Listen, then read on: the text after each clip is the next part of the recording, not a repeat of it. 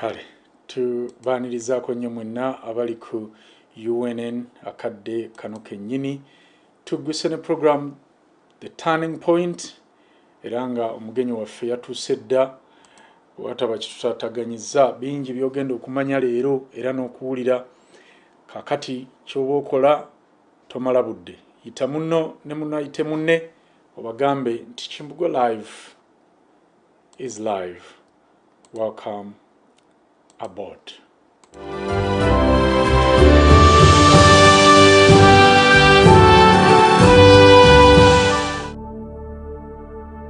Oh, Uganda, may God uphold thee. We lay our future in thy hand. United, free, for liberty,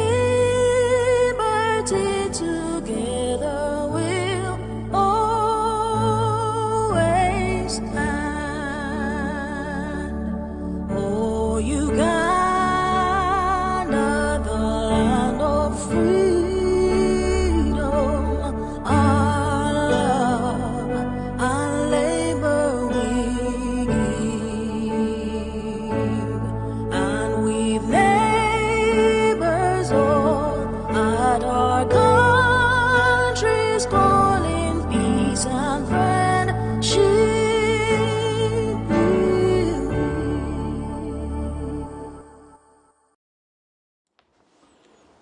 Kale webale nnyo munnaffe akayimba akasenekerevu ako aka Uganda.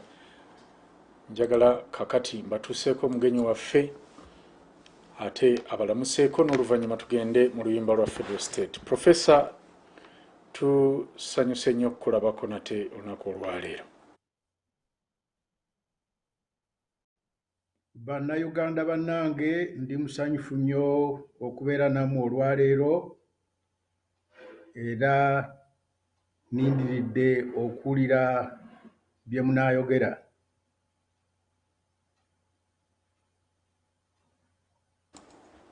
Weewaawo Professor. Kakati banaffe leero tugenda mu luyimba olwa Federal nga teruvudde walala, luvudde banaffe aba West Nile. Mwenna njagala tusse ekitiibwa mu luyimba luno okuva mu West Nile.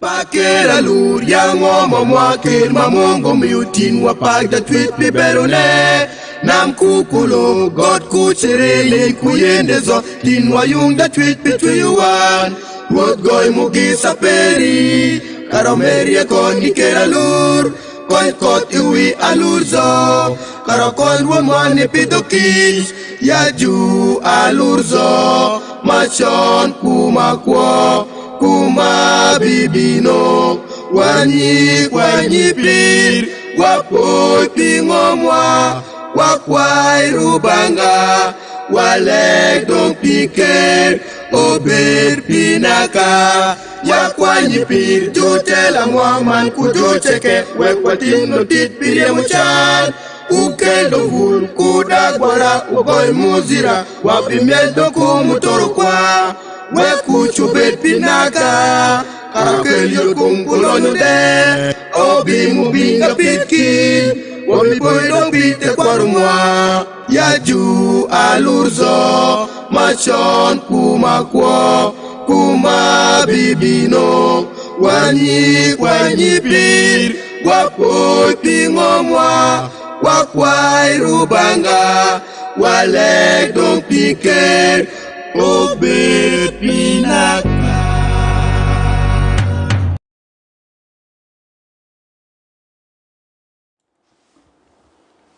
Kale mwebale nnyo bannaffe okuva mu West Nile. Kansubira abaveeyo ebigambo ebyo mbiwulidde bulungi. Professor, wano wennyini wenjagala tutandikire programu yaffe ey'ekiro kya leero. Ntanda ki gy'otwetikidde olwaleero?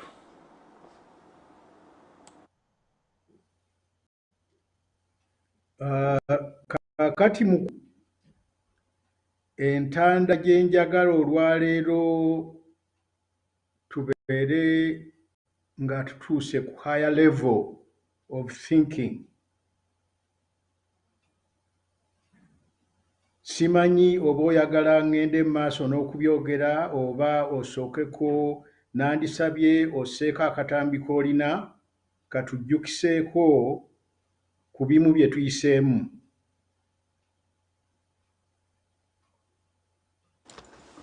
Kale katulabe akatambi kano ke kaggulawo program ate oluvannyuma tutandike mu butongole.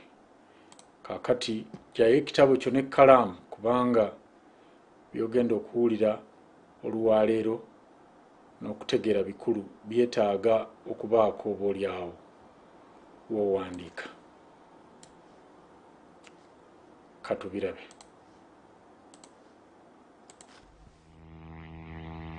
Uganda lies on the shores of Lake Victoria, the main source of the River Nile. It was the most powerful kingdom in Central Africa when the explorers and missionaries first discovered it in the second half of the last century. King Mutesa I, the ancestor of the present Kabaka, was one of the most autocratic and bloodthirsty of African kings. Although they eventually came under British colonial rule, the Bagandans have always retained their spirit of independence and a marked sense of their own superiority. So it was inevitable in the present-day context of Uganda that the old and proud kingdom should resent being submerged and obliterated by the floodwaters of African nationalism. And in his pursuit of a unitary state, Obote made it clear that he was going to cut Uganda and the Kabaka down to size. Prime Minister Obote promoted himself to the presidency and moved to abolish the old kingdoms. He ordered an attack on the Kabaka's palace, led by a new army commander, Idi Amin. Surrounded the Kabaka's palace on the hilltop outside Kampala, and the battle began. The palace fell at dusk. The Kabaka apparently had escaped, either before or during the fighting. Next day, the palace was set on fire. But in the Buganda countryside, the flame of rebellion is reported to be burning equally fiercely.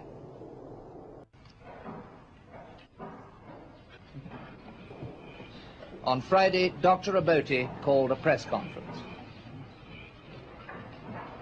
Mr. President, have you any news of the whereabouts of the Kabaka? First of all, may I intervene, Mr. President? If any of you would like to ask a question, could you give us your name and the paper you represent, or whatever organization you are representing?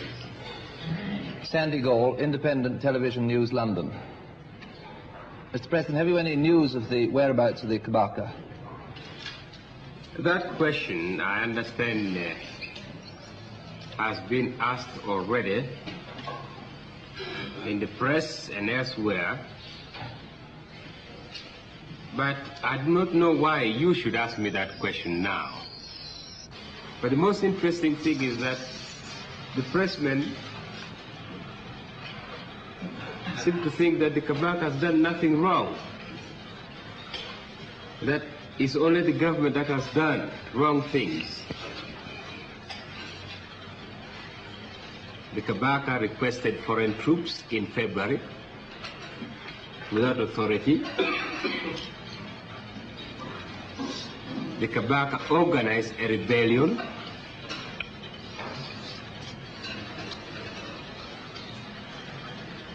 And these are not noticed. But no problem, we'll always weather through.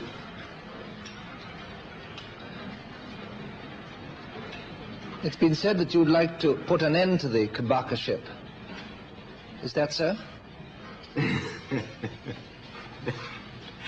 It's not my problem to put an end to Kabaka ships. We have 4 Kabaka ships in Uganda. And it's not, I don't have to go for 1. If I wanted to put an end to Kabaka ships, I would go for 4, not 1. Do you expect the emergency to last much longer? Until the situation comes to normal. How would you describe the situation now? Getting quiet. It was quiet yesterday, it's quiet today. No fighting at the moment? There hasn't been any fighting. Except round the palace? Around the palace there was no fighting. What about the mortars and the rifles and the machine guns and so on? Machine guns were in the palace. We have captured some. Guns were in the palace. We have captured some. We think others are still there, buried in the ground. There have been reports of plans for resistance on the part of the Baganda and of leaflets being distributed. And this resistance, it said, may start on Monday, the original date of the ultimatum from the Kabaka to you. Do you have any knowledge of these reports? We are prepared for anything. And my guess is that there won't be any resistance unless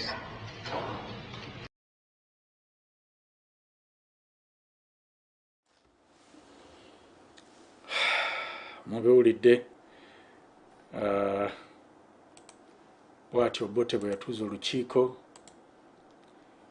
yeegaana buli kimu nga bwe watali lutalo lwonna mu Uganda era n'ebyokulwanyisa byonna byasangiddwa mu lubiri, so si babebe baabitaddeyo. Kati nno njagala weetegereze nti ebintu bino bye bizze bikolwa ne Museveni. Bwe yalumba olubiri lw'e Kasese yagamba nti waaliyo ebyokulwanyisa, naye amazima Kaweesi oba kyekyamussa abaagenda okukebera ebyokulwanyisa baga nti pisite yasangibwayo ate yali ya mugenzi Kaweesi. Mu kiseera ekyo yali atwala poliisi oba eyali omwogezi, I don't know. Kakati olabira ddala na wano nga bakuŋŋaanya emmundu ate ezaabwe ate bazipanga ndi bazisanze mu lubiri. Naye katuwulire Profesa lwaki atandise ne vidiyo eno, waliwo byatugamba. Profesa, omuzindaalo guzeewo. Kaakati bannayuganda bannange, nayogera nti omuntu alina oludda olulungi ate n'oludda olubi. Ebyobote bw'agamba nti Kabaka yasobya Constitution ya 67 yaggyawo obwakabaka bwonna. Kabaka wa Nkole yasobya ki? Naye yalina ebyokulwanyisa mu lubiri. Kabaka bwa Bunyoro yasobya ki? Naye yalina ebyokulwanyisa mu lubiri. Ate nga Kabaka wa Busoga ne Kabaka wa Tooro. Mu butuufu Obote agambye nti I would go for the 4 of them, and he certainly did. Kaakati kye kizibu ky'omwana w'omuntu okuba nti ye Gabriel ate nga ye Lucifer. Ekizibu ekyagwira Uganda kyali nti Obote yasalawo okubeera Lucifer at the level of maybe 90%.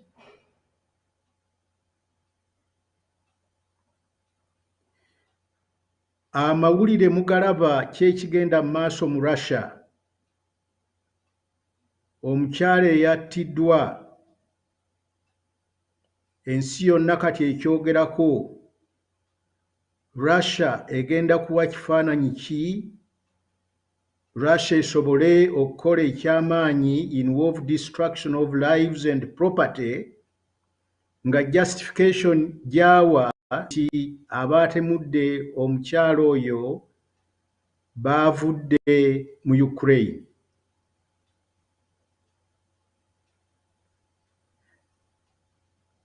Okusooka, Obote nja kumwogerako ne declaration gye yakola mu maaso awo we tugenda.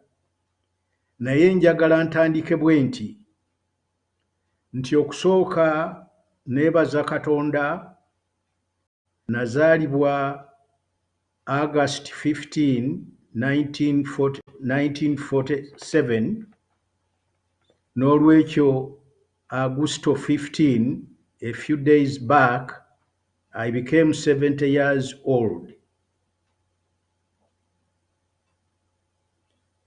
Njagala mbasabe mukkirize nti I'm coming before you on these programs nga omuntu omukulu asimba emivule. Mu butuufu ku ffaamu yange nninako emivule kuliko n'emikulu ennyo, naye buli abaŋŋamba nti guno tugusale mbagamba temugusala kuba gukyasobola yongerayo emyaka emirala 5. Bw'olaba omuntu omukulu ng'asimba omuvule, tomuleetako bya buvubuka kugamba nti tusimbe omuti ogunaakula bwangu. Kubayo omukulu ayinza okulaba nti omuvule gw'anaasimba gwe gujja okuwa ekisiikirize abaana b'azadde, abazzukulu ate n'abaana b'abazzukulu. Okulengera ewala tekibeera weakness. Gwe omuvubuka okufokasinga ku your immediate n'ogamba tusimbe ensogasoga, ekyo kiba kiri focused nti tolengedde beyond your nose. You are talking about your immediate problem and you are trying to find a quick fix for it. Naye bwe tuyimba mu Luganda bajjajjaffe abazira bye baakola, tebaabikola nti bo bennyini babeere beneficiaries. Baabikola y'ensonga lwaki n'Omungereza yajja wano n'agamba nti yasanga Buganda eri very developed compared to its neighbors. Naye abantu nga bwe mbagambye tulina akasayidi kali aka Lucifer. Bw'owulira omuzungu yenna ng'ayogera ku Buganda superiority, aba mu butuufu either ng'ali ignorant oba ng'alimba. Ng'Obote bwe yagamba nti emmundu zaali mu lubiri. That Lucifer part of man tulina okukirwanyisa bwe tuba twagala okufuna Uganda empya ejja okuwa emirembe abaana baffe, abazzukulu n'abaana b'abazzukulu. So I'm talking about politics ali mu form of omuvule nti it can provide us with shade, the generation now and the generations to come.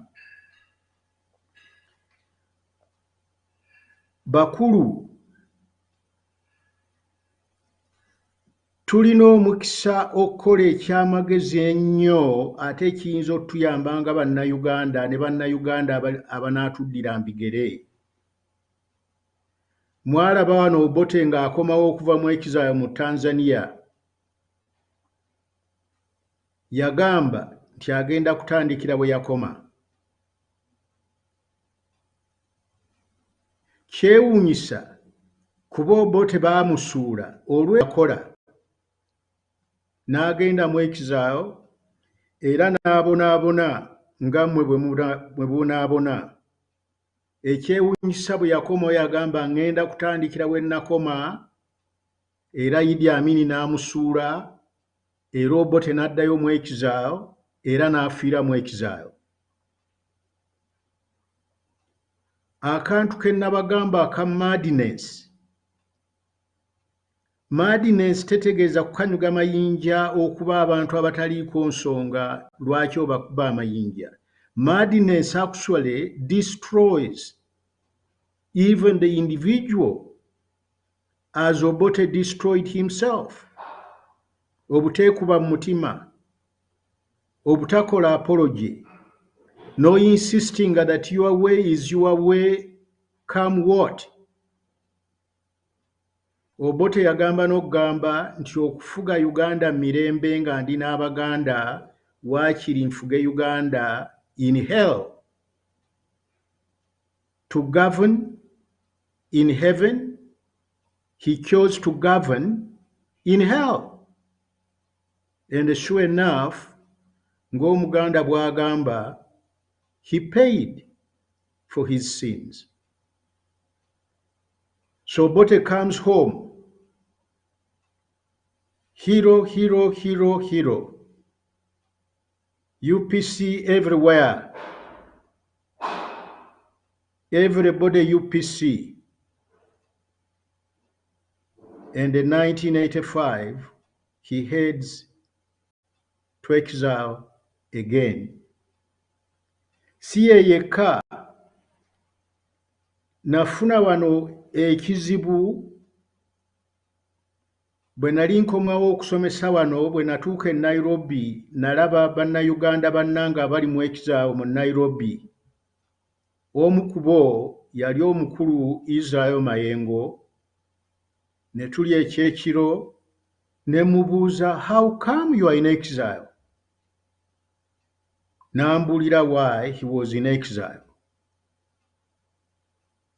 It was necessary for him to get out of Uganda so that he stays alive. Naye omukulu Mayengo yaŋŋamba nti bwe baali balwana olutalo olw'okuggyako Idi Amin, yali mu mifulejje amazzi nga gabayitamu, ne Pawulo Muwanga buli omu n'agamba munne nti kibeeki tetugenda kudda mu exile. That was 1979. Naye nkomawo mu 1983, Mayengo ali Nairobi mu exile. Paulo Muwanga is the Vice President of Uganda. My first meeting with Paulo Muwanga after I presented my political views, namubuuza, Mayengo yaŋŋamba bw'ati, oli Vice President wano, ow'ekibiina, owa gavumenti, gwe Minister of Defense, bye mwayogera ne Mayengo mu furejje nti teri agenda kudda mu exile, lwaki gwe oli wano mu buyinza ate Israel Mayengo ng'ali mu exile? Ensonga eva poor management of our affairs, acting as if there is no tomorrow. When you are directed by your immediate needs, oba teweeyambye oba toyambye eggwanga.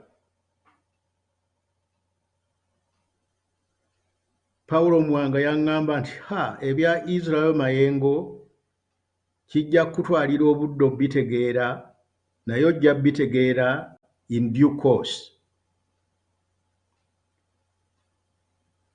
Oyo nga tumutadde ku mabbali, Professor Lule olunaku lwe yalayira ku bwa pulezidenti yabumalako ennaku 68,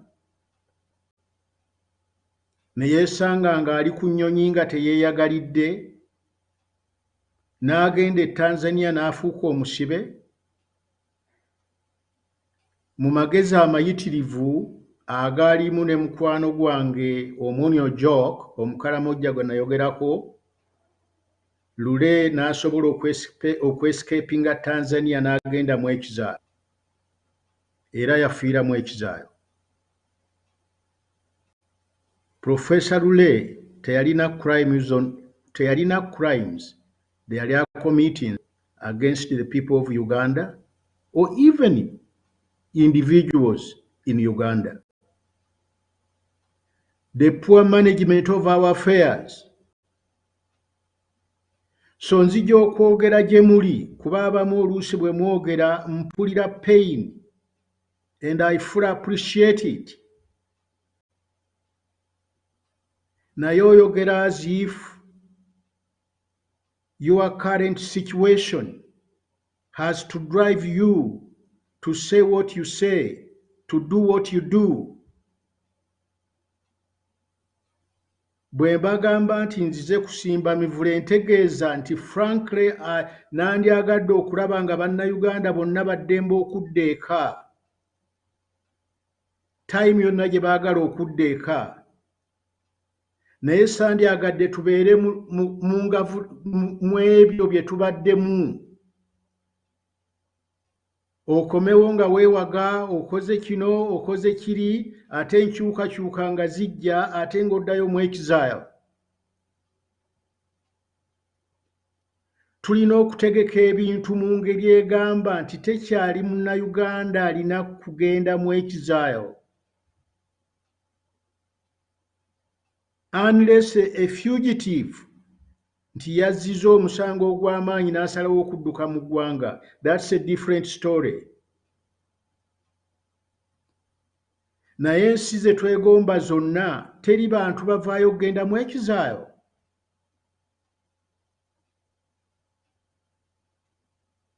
Era abava mu nsi zaabwe omukyalo omu yagambye nti Americans are very proud of being Americans. They should be very proud of being Americans. Naffe bannayuganda tulina okussaawo Uganda where we can be very proud of being Ugandans. Kati bakulu, I fully appreciate, because I was in the US for a long time, my biggest pain was I was extremely prosperous as a practicing lawyer in Chicago. But I did decide nti sijja kutandika family until I'm back in Uganda. And I was so committed to that all the years of Idi Amin,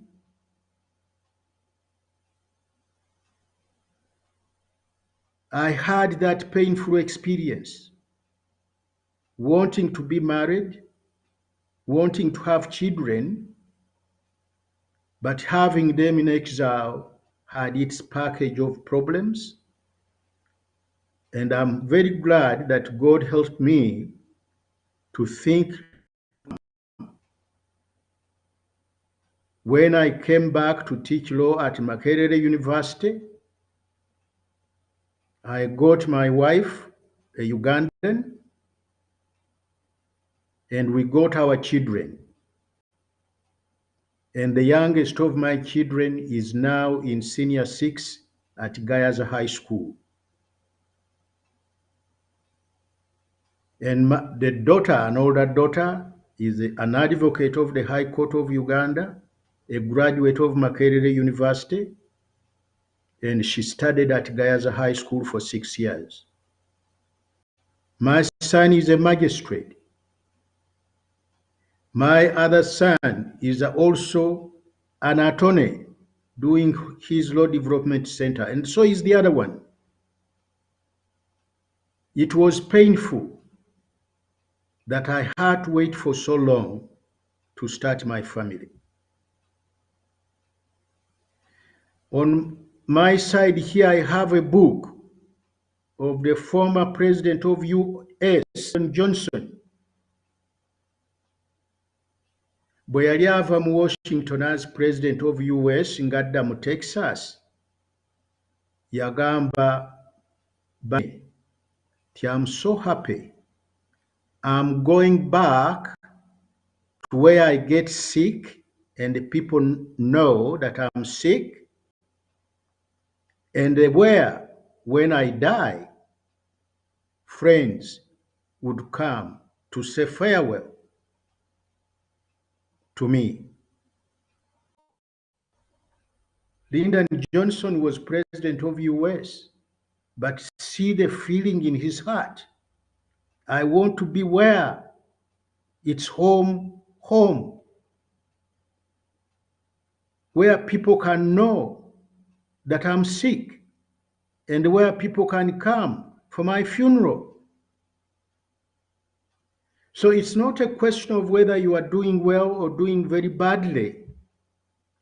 As a human being, you need that freedom to be able to go home. Ssekabaka Muteesa owookubiri. I have several books here written about his experiences in Britain. He must have been a very, very sad person for a very, very long time. Omuntu eyakulira abantu be nga tumulabako ne tufa essanyu, naye n'afa nga is in the confines of a little residence. N'afa ng'oluusi asulirira caayi ne biscuits. Omuntu eyagabulanga Obuganda, omuntu eyagabulanga dignitaries from every part of the world. Mpozi wano njagala mbajjukize oluyimba lwa munnaffe omugenzi kati Katumba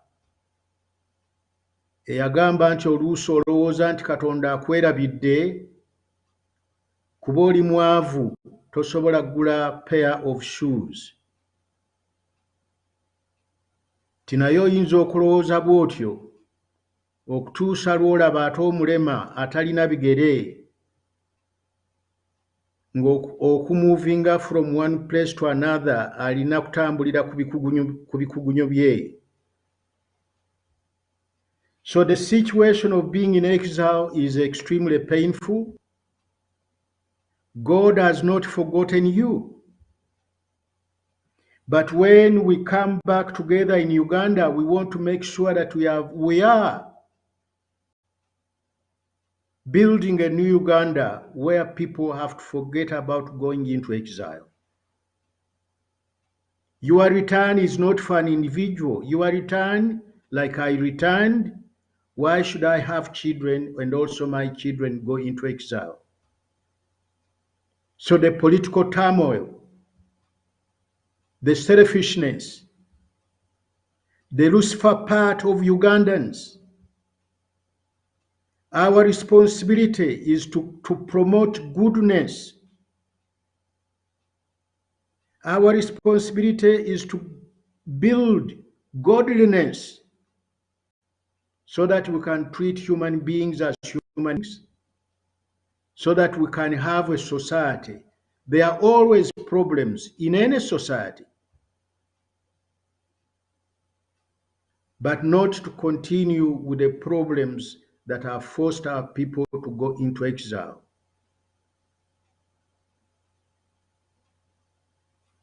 So when I speak to you from that point of view. I don't speak to please you. Because I know the Milton Obote when he landed in Ankole and he thought he owned the whole world. But how did he end his life? Even people coming to a point that if they can get his body, they would burn it up. So, ladies and gentlemen, I know your pain.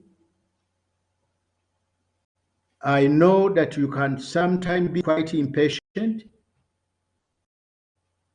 but let us look for lasting peace. Let us work for lasting peace. Let us work for justice. Let us treat each other as human beings.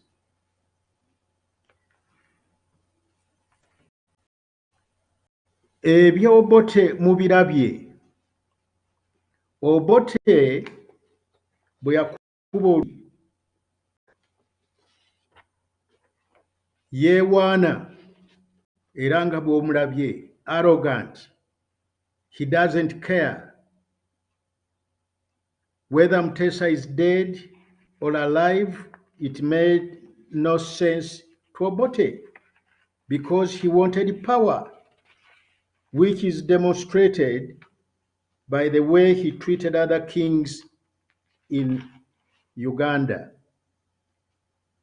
Actually, The late Ibingira Grace said that Obote's problem was an inferiority complex. He wanted to be the bull in the crow, and he felt so little in the presence of Kabaka Mutesa, of the other Kabakas. And the evidence of Obote's inferiority is clear from other sources.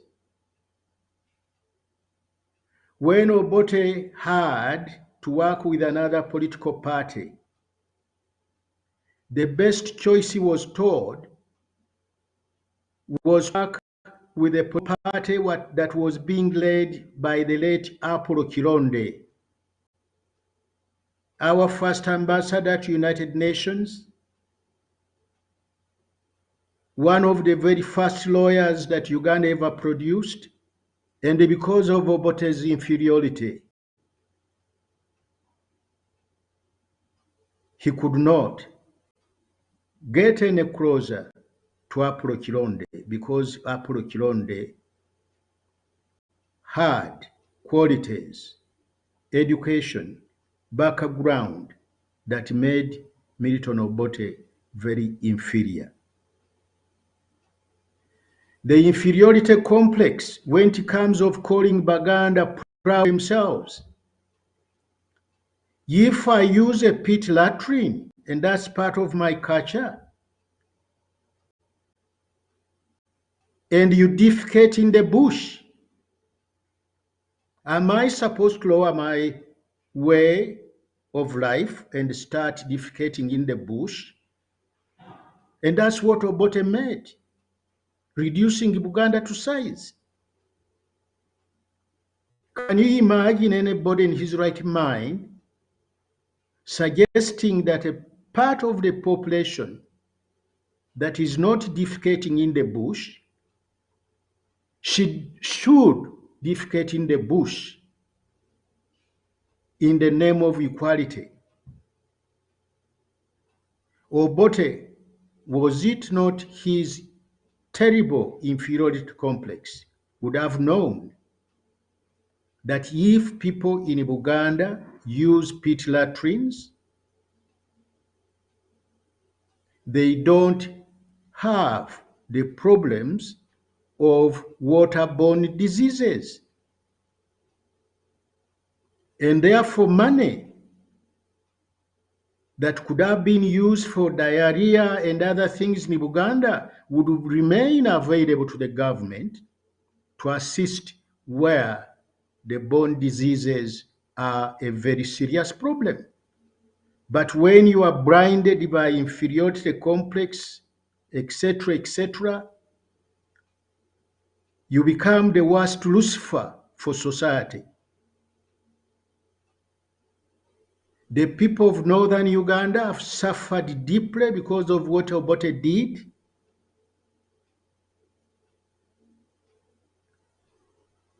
Obote was given power by Buganda,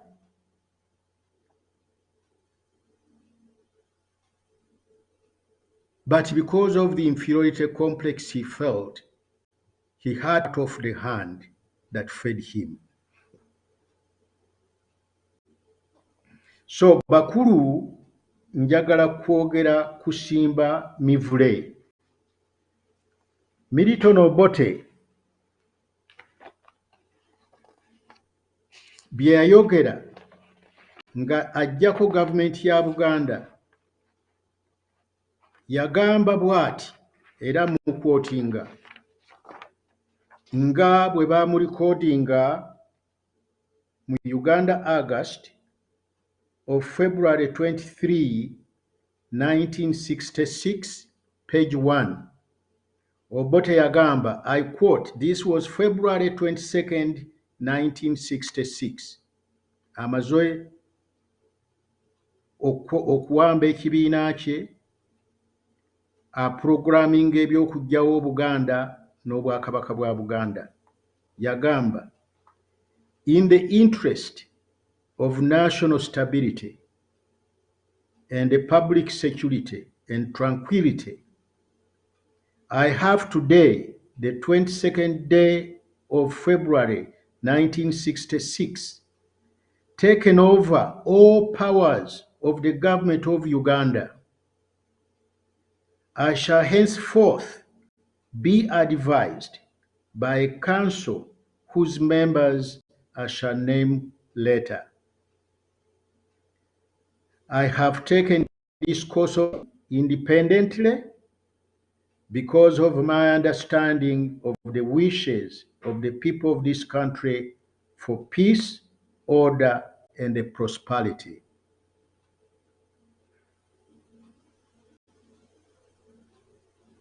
Obote knew it all. Obote declared himself to be God.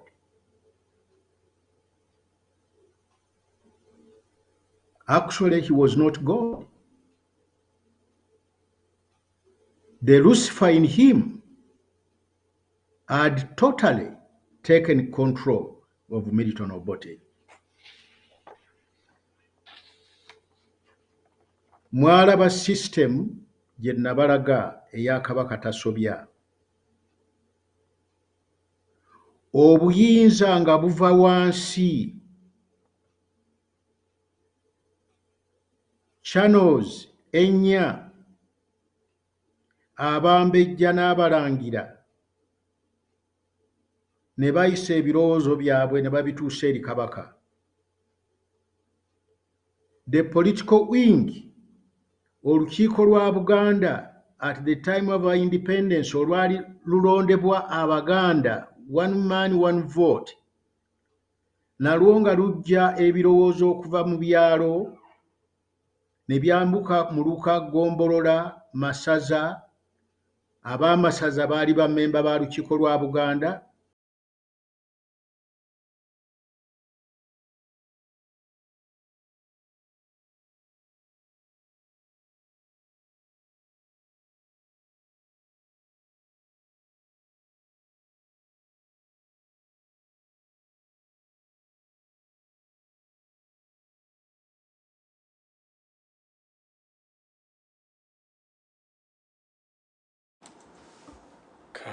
Professor nga tutetenkanya okulaba nti akomawo, nsaba tugendeko mu bubaka buno.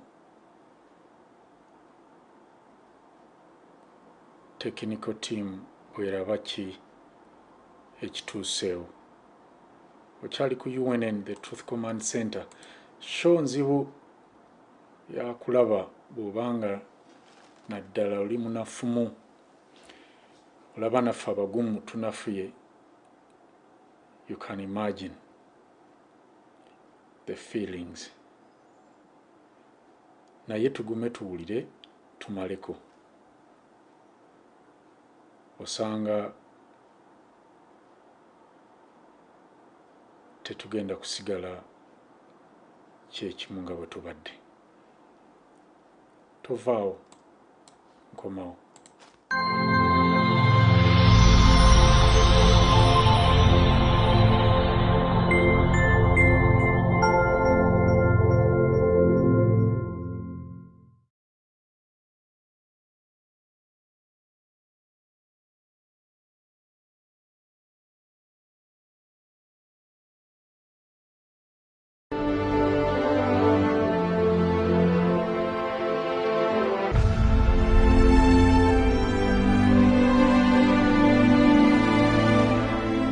Abatukiza bye twalabye naddala bali bamuganga Uganda tennafuna bwetwaze mu mwaka 1962 batukakasa nti emisinde Uganda kwe yali ekulira ng'ekyali wansi obufuzi obw'amatwali yali ya waggulu nnyo bw'ogeraganya n'emyaka egikunukiriza mu 6 Uganda gye yakamala nga yeefuze. Mbu kino kyali kityo kubanga mu mwaka 1894 Uganda yafuuka ettwale lya Bungereza mu butongole. Mu mwaka 1900 Buganda netta omukago ne Bungereza ne bakkaanya ku ngabana y'obuyinza mu ndagaano ey'olwenda olwo Uganda netandika okufugirwa wansi w'enkola eya federo.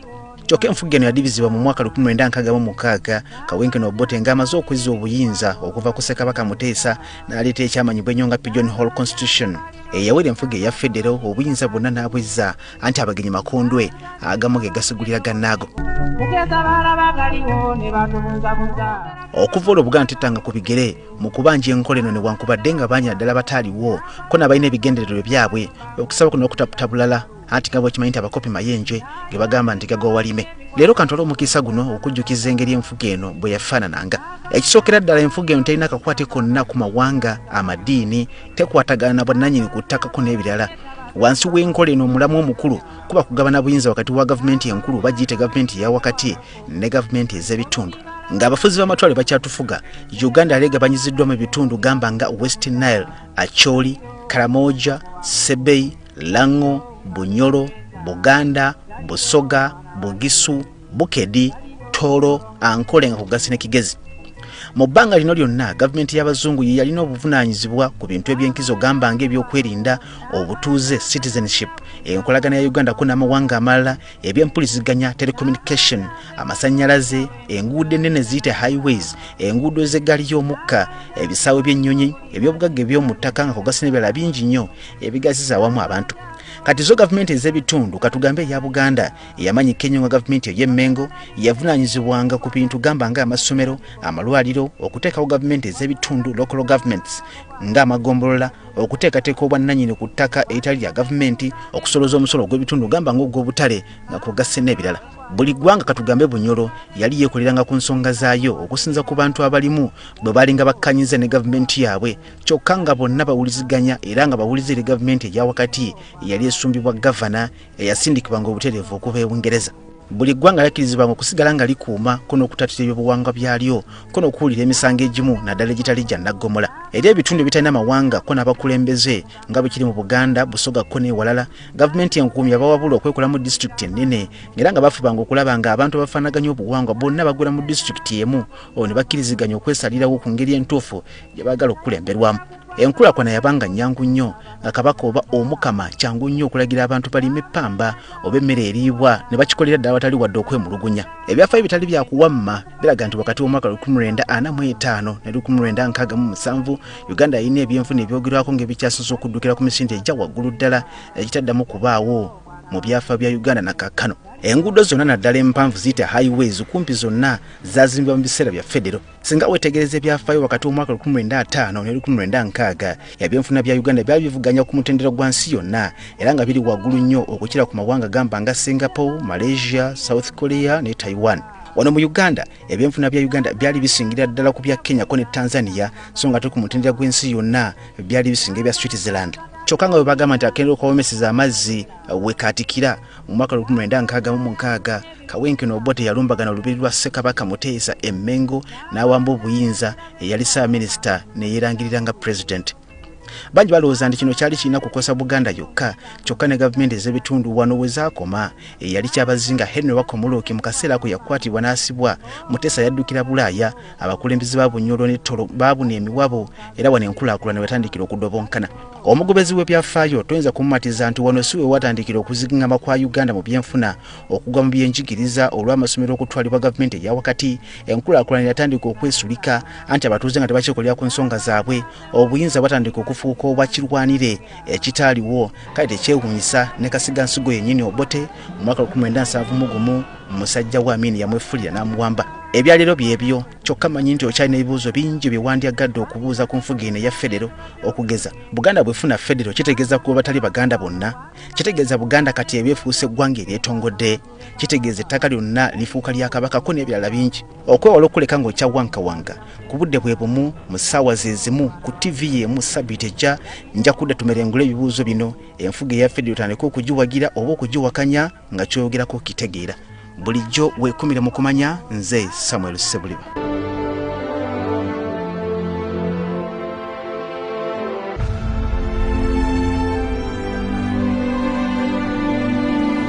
Wankubadde Sabbiiti wedi nayogera ku nkola ya federo nembula n'okunkumula ennyenje neera waliwo ebibuuzo bingi bye wasigala okyalina. Kale engeri gye njagala nnyo tutambulire wamu kangezeeko kumerengula bye wandisigadde ng'okyebuuza. Bulijjo mpulira abantu nga bagamba nti si kyangu kya nkola ya federo okukola mu Uganda kubanga amawanga gali mu Uganda mangi nnyo gamba nga Abanyoro, Abatoolo, Abakyoliko n'abalala. endowooza eno si ntuufu munnange mu ggwanga era India ekibatuusizza wano bwe bali mu nsonga z'enkulaakulana ekivudde ku nfuga eno eya federo kyokka nga balina amawanga ag'enjawulo agasoba mu 7 agagattibwa wamu okukola eggwanga erya India. Eggwanga li Brazil nalyo lidukanyizibwa ku nkola eno eya federo abalyolyoomi gye bagamba nti teyinza kukola mu Uganda kyokka nga bano balina abantu abasukka mu bukadde 1,200 amawanga ag'enjawulo agoogera ate ennimi ezitakwatagana. Kati naawe weebuuze bwe kiba nga kisobola okukola amawanga galina abantu abangi nga Brazil ko ne India kigana kitya mu Uganda omuli amawanga 56 gokka. Ndowoozezzamu nti waliwo abayinza okukugamba nti kale olw'okuba Uganda ntono nnyo okusinziira ku byokulabirako bye nkuwadde federo eyinza obutasobola kukola. Alowooza batu naye era abeera mukyamu labye ku mawanga amatono ennyo gamba nga Switzerland ko ne Belgium agayina abantu abatono ennyo okukira ku Uganda naye ng'enkola eno ya federo etinta. Abakulu pya era bagenda kwekwasa nti Uganda erimu amawanga agoogera ennimi ez'enjawulo kale amawanga gano gawa federo kiyinza okulemesa okwetaaya kw'abantu abava amawanga amalala. Ayogera bwatu naye era aba alimba mwatu ndabye ku mawanga nga Ethiopia agali wansi w'enkola ya federo naye nga buli ggwanga lyefuga lyokka okusinziira ku buwangwa bwalyo olw'eno waggulu Ssaabaminisita ko ne President ne balungamya gavumenti eya wakati. Oba kyasigadde mu makakunkuna Germany, Switzerland ko ne Canada enkola nayo bweri watu ne United Kingdom oba Bungereza naye enkola ya federo ekolera ddala okugeza Wales ko ne Scotland abayo beetwala.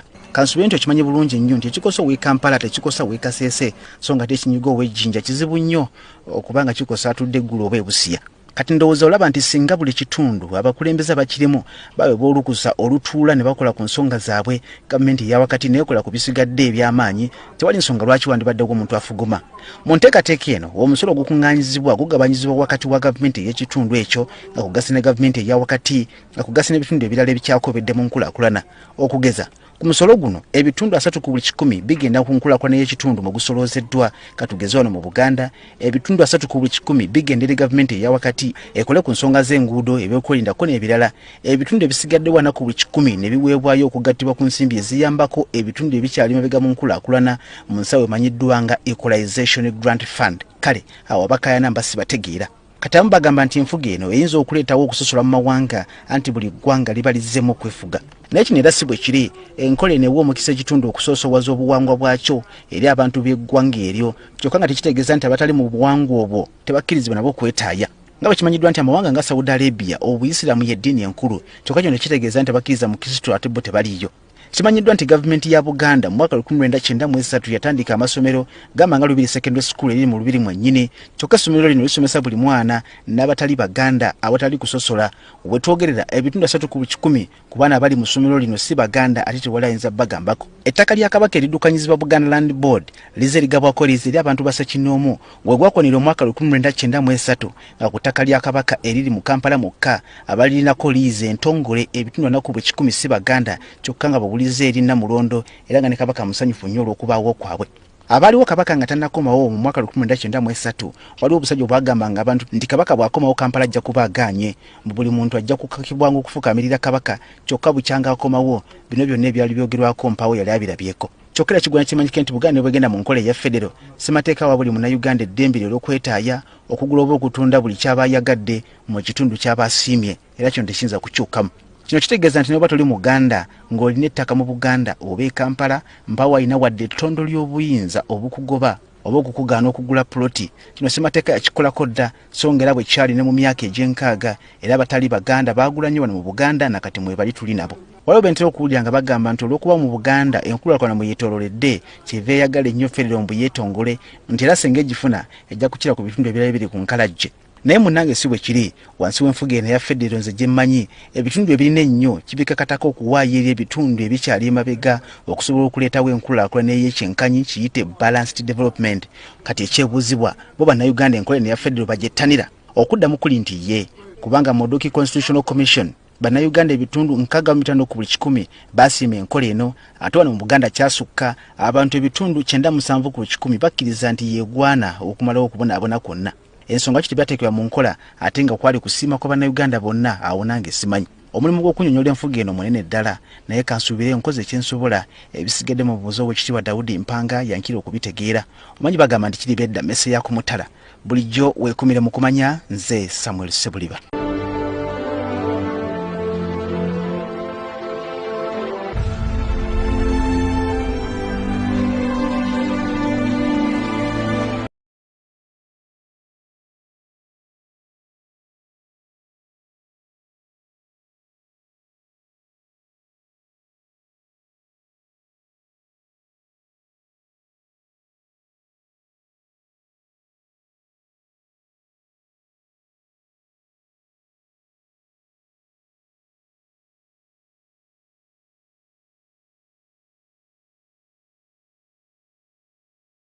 The revolution is on. NOUNN, Umbrella News Network. Hey, yeah. This is UNN, Umbrella News Network. Hey, White House Music. Chumbuwe live, yatueleza na live.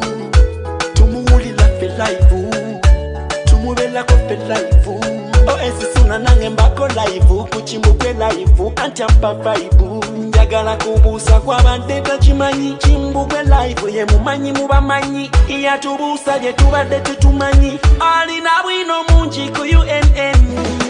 Ebyobuwangwa ebyobufuzi ebyobulamu, sako ne business agattamu, ye Chimbugwe live ye best of the best, best of the best and better than the rest.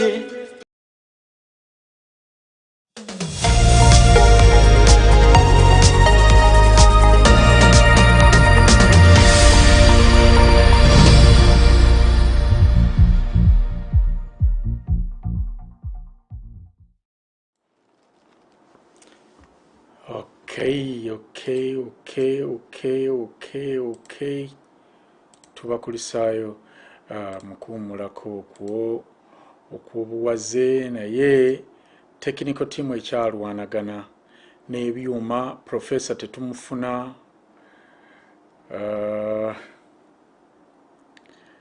Tugezaako okukwatagana n'abali ku ground, naye ng'era bwe guli ogutera okuba Professor n'amasimu agali ku ground tetugafuna. Omuntu waffe atera tukwasaganyizaako ku sayidi eri, naye tetumufuna. Kwegamba tuli awo.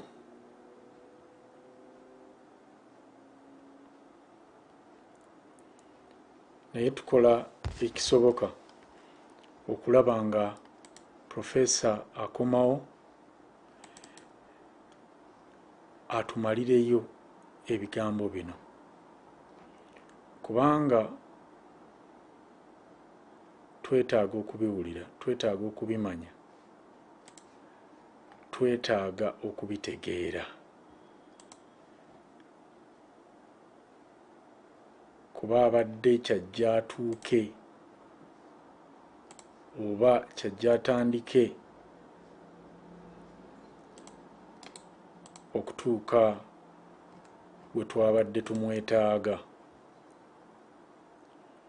oba ewamuleese. Kakati musabe busabi, mutusabire tulabike nga tufuna Professor back.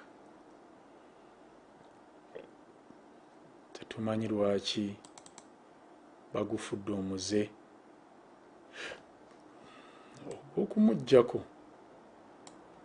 ogw'okumugjawo buli lwabaawo. Last week mujjukire tetwamufuna.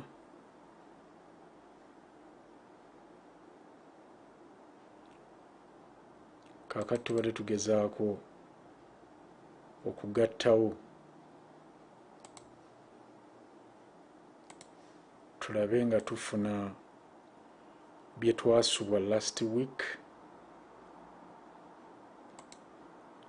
naye era abalabbayi bano era bamulumbye.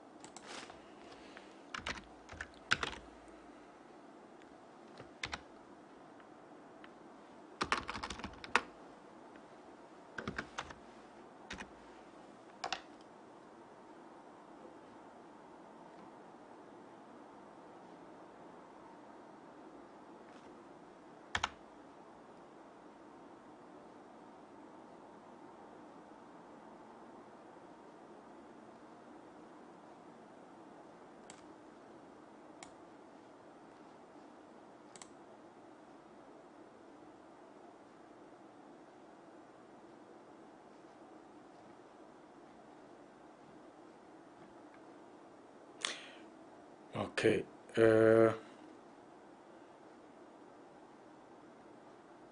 abali mu technical bwe muba mulaba message yange mubeeko kye mwogera nange right now.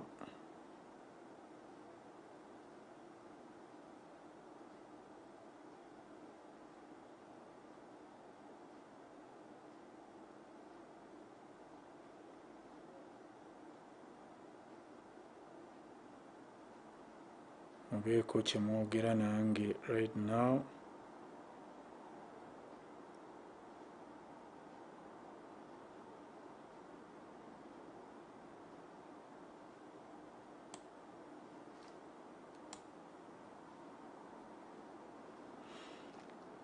Okay.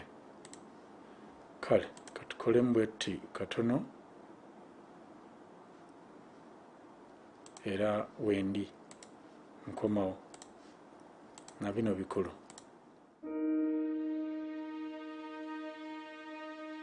Congo is like a nightmare in heaven. It's a heaven because, you know, Congo is the heart of Africa. So much natural resources, the people, the animals, the flowers, everything, you know. Congo is heaven, but the thing is that people are living like in hell. People are dying. At first, we used to hear 1 million people die, 2, 3, 4, 5. And the situation is getting worse and worse, you know, because the money is there, the resources are out there in Congo, and everybody wants a piece of Congo. Everybody wants a piece of Congo.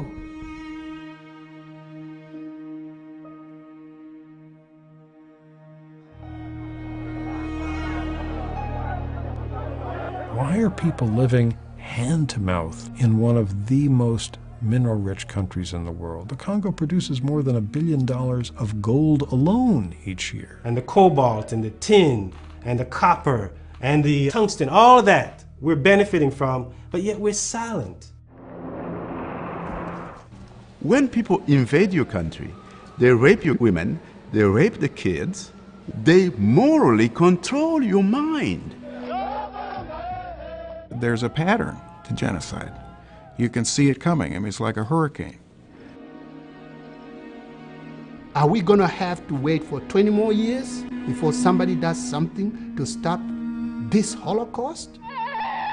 There's a global consensus that exists that says it's okay for nearly 6 million black people to die in the heart of Africa and for us to be silent. So I kept asking our intelligence people, is there any truth to this? I mean, what's happening out there?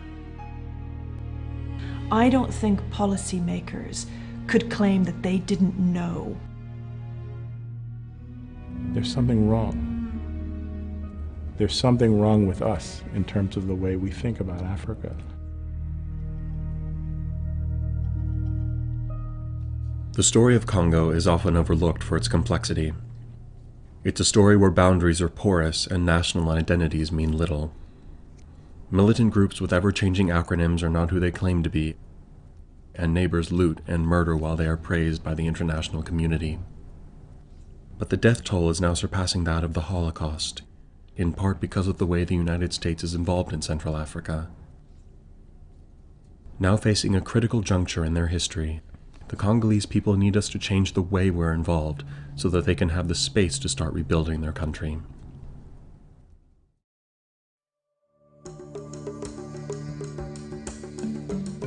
The first principle to understand about the Congo: the affairs of the Congo have not been determined by the people of the Congo.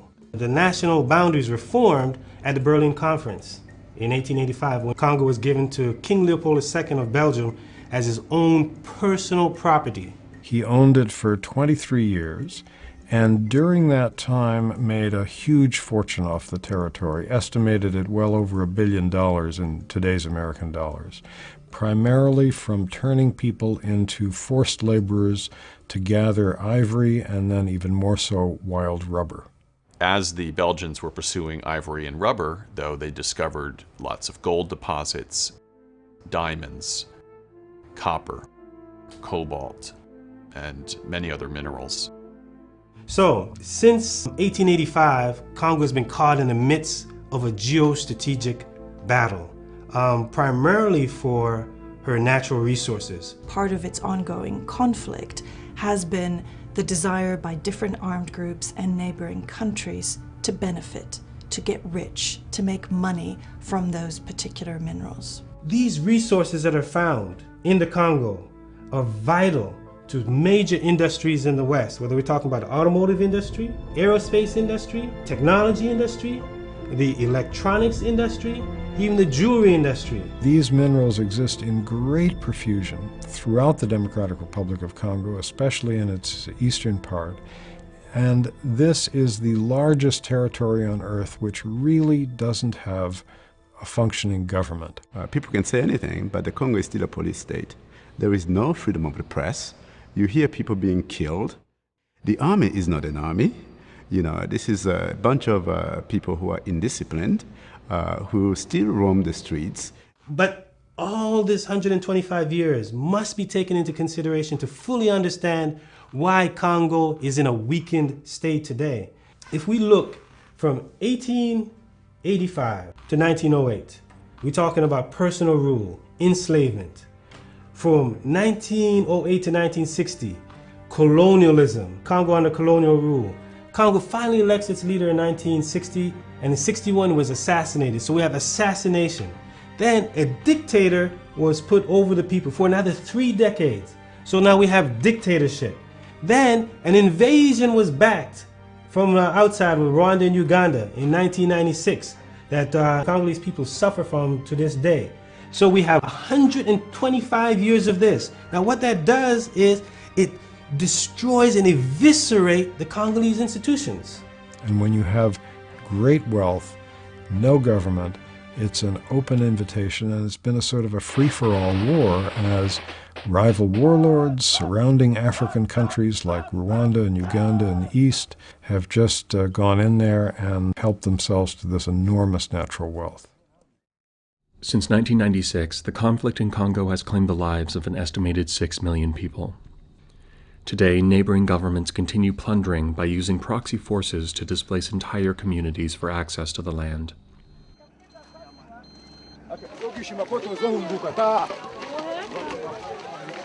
Bako nasema ni rako ndarafori iko natoka Rwanda, inatokea Rwanda inakuja mpaka huko. Maeko mambo ya kusema rako ndio jamaa iko napigana. Basha shuka mpaka hivi. Kiumba yote donc kiumba iko hapa nayo inatombe. Njoki ona population yote ya kiumba wote wanakimbia. Scenes like this are often misunderstood as simply the result of an ethnic war, a mistake that only benefits those trying to hide their illegal exploits. It has nothing to do with ethnicity. They killed Congolese like they were flies. You see how people, you feel a mosquito and just hit? That's exactly how they killed. It did not mean anything to them how they were killing the Congolese, as long as we can just wipe them out and get access. I mean, the mines exist. People used to live in those areas. Have we ever asked who was living where the mine was before? Did the mine just show up? No, there were villages where those mines were.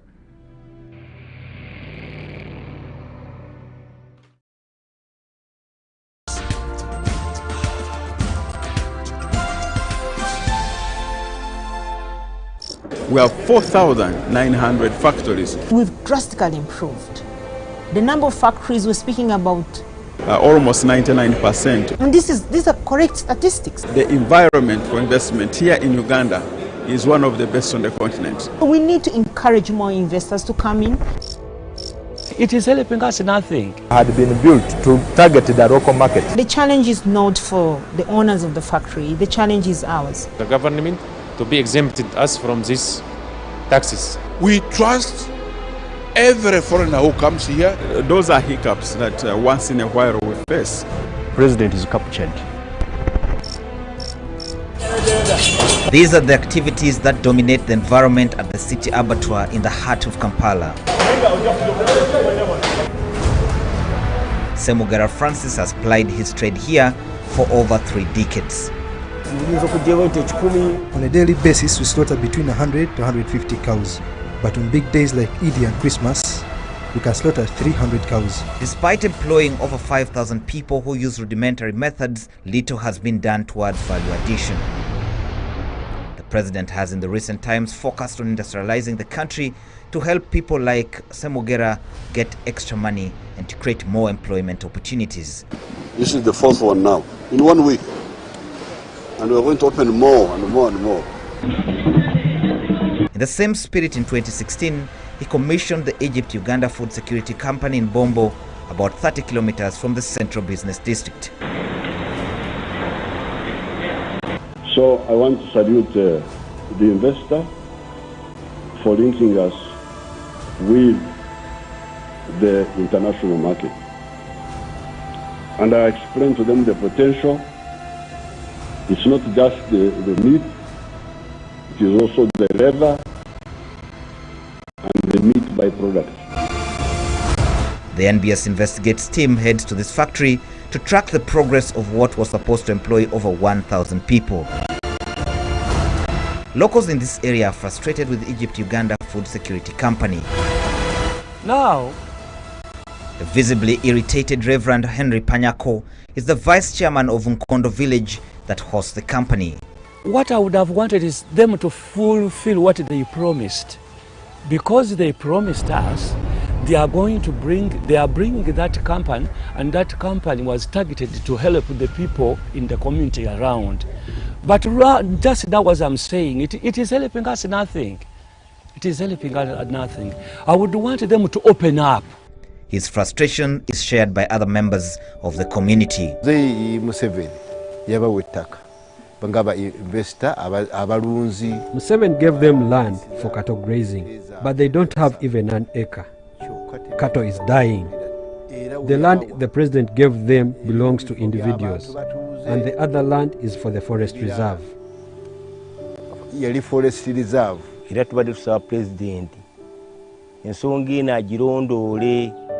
the president to follow up on this matter. They are not doing what the president was told.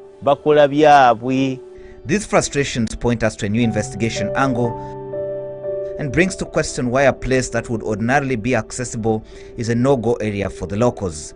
Watching from a distance, it's men in uniform in charge of the security of these premises.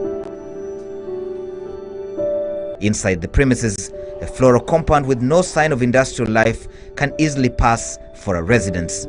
Vehicles that would be central in transportation are as well packed with no movements for a long time. Inside the abattoir, work is slow, empty stalls with a handful of workers slaughtering a few goats.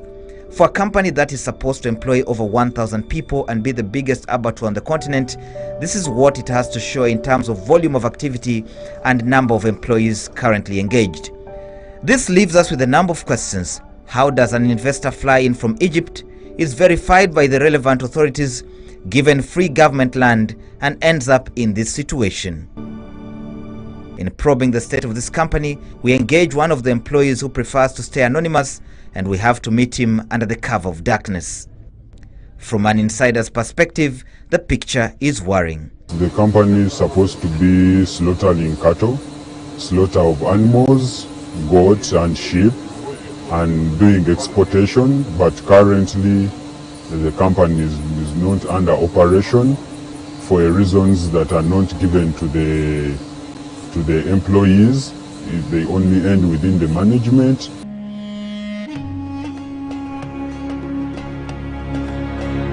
The misery is extended to the workers of this company. Company and the management are entitled to giving you a day to work, and tomorrow they are entitled to chasing you. So there are no stable contracts for employees. All the management says that the employees are all casuals. Our investigation unearths more problems at the very foundation, including land grabbing. Nze nasookera ddala okusapulayinga ebintu ku Egypt Uganda awo n'okusaawa foundation yonna eyo site. I was the first to supply building material and also clear the foundation site for the construction. Ne bambuuza ssente ze mmanja nga ne director azimanyi yali omukadde Asani But up to date, since management was changed, they refused to clear my balance that I demand the company. Ompyaganga nti ezo ssente oli abaddewo yajja ozikuwa nze sizivunaanyizibwako yansasulako miliyoni just 13 endala 10 n'azigaanirira saazifuna. These yellow boots are trekking to a home that was brought down in the process of building the company. Ever since, life has not been the same for this family. The president, they used to tell me that phone calls were coming from above. They said that the president had given them the land, but I put up my structures with their knowledge. To my surprise, I was attacked by gunmen and tortured.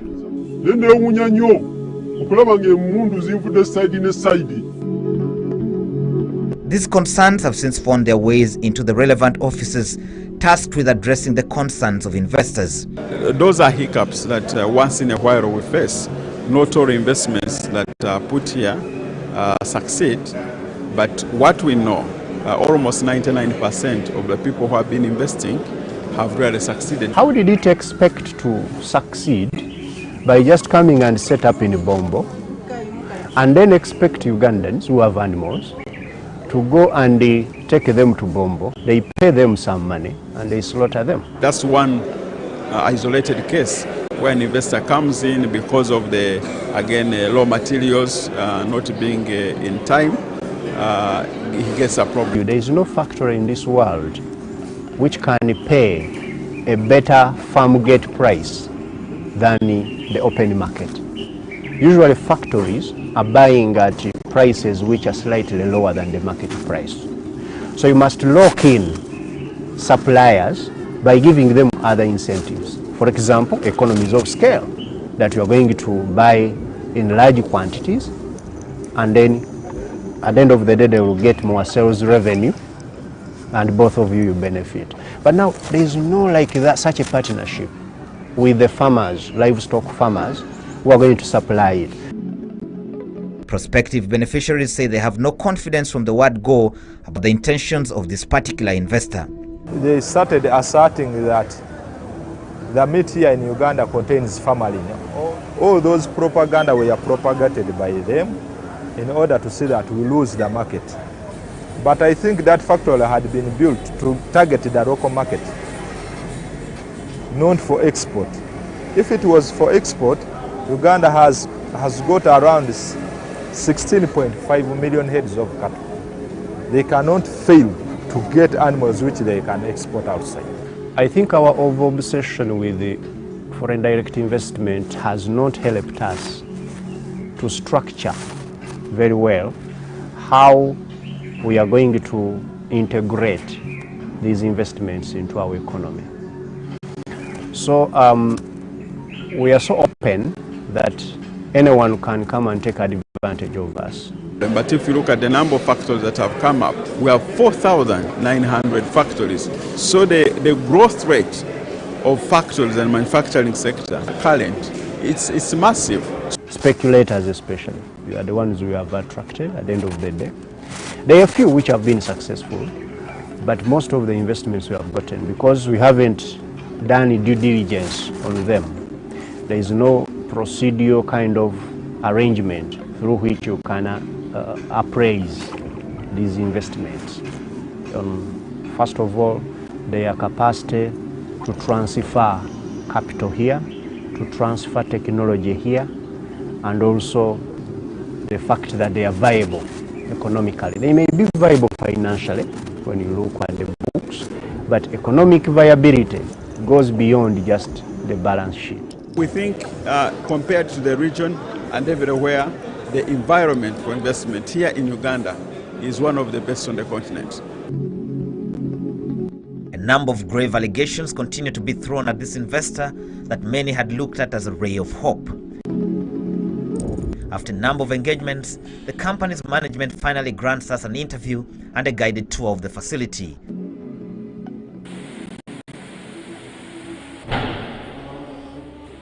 Dr. Ahmed Nabil is the general manager in charge of operations at Egypt-Uganda Food Security. He's among the many managers that have evolved at the leadership of this company, and he opens up to us. He is, however, tight-lipped on some aspects of our investigation. The answer is not mine, because now I am not in administration at this time. But what I am already want to say, I will be manage any challenge, inshallah. This machinery has been lying idle for the past 3 years, and this is causing losses to the management. Powers that be have not done enough to help investors like Dr. Ahmed. We have many letters come from the presidential palace, and but I need on the ground, practically solution for all of this challenge.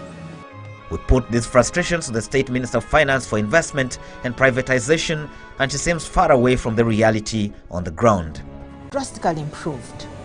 The number of factories we're speaking about, and this is minus the ones which are nearing completion right now.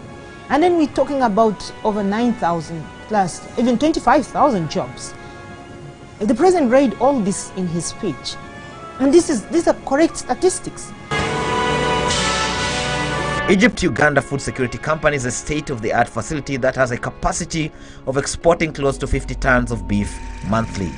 The company is, however, choking with taxes and high operation costs for the electricity bills and the machines that are rusting away. No, we already not gaining any profit all of these days. Just construct and building a new factory, because this factory is already not present in our slaughter line. There is only slaughter line. This one is new.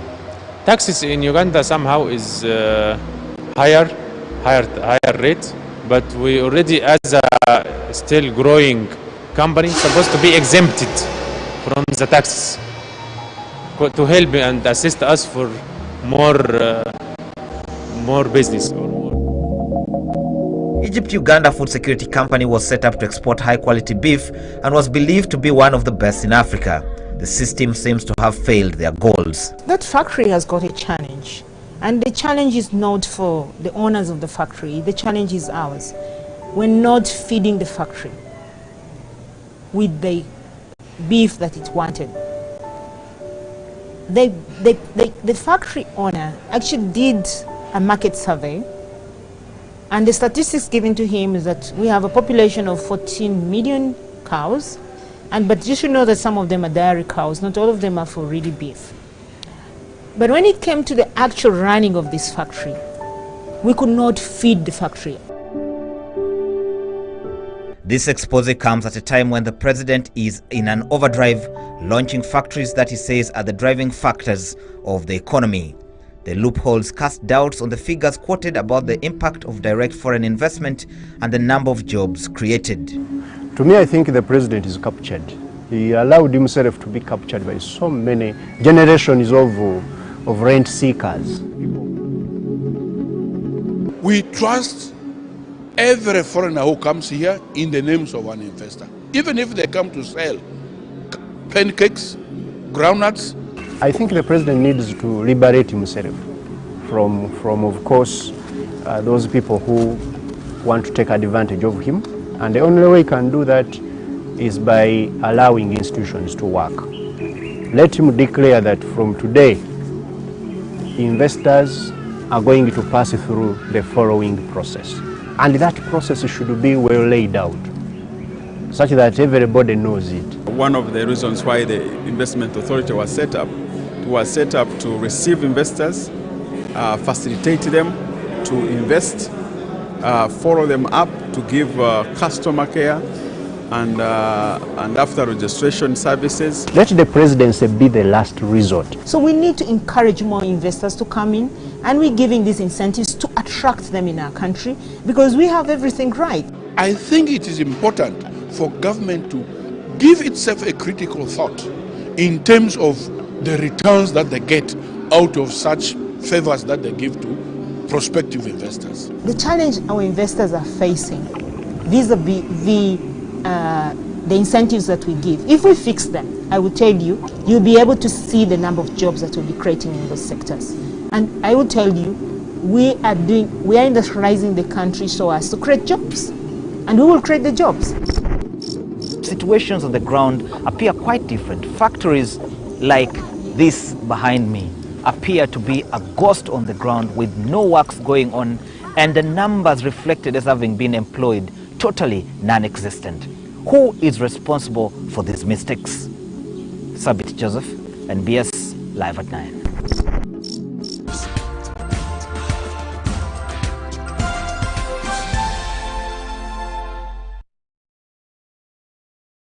The revolution is on. NOUNN, Umbrella News Network. Hey, yeah. This is UNN, Umbrella News Network. Hey, yeah. White House Music. Chimbugwe live. Yatueleza no live. Tumuulila fe live. Tumubela ko fe live. Esi suna nange mbako live. Kuchimbugwe live. Antiampa vibe. Njagala kubuusa kw'abadde takimanyi Chimbugwe live ye mumanyi mu bamanyi yatubuusa bye tubadde tetumanyi alina bwino mungi ku UNN ebyobuwangwa ebyobufuzi ebyobulamu sako ne business agattamu ye Chimbugwe live ye best of the best, best of the best and better than the rest.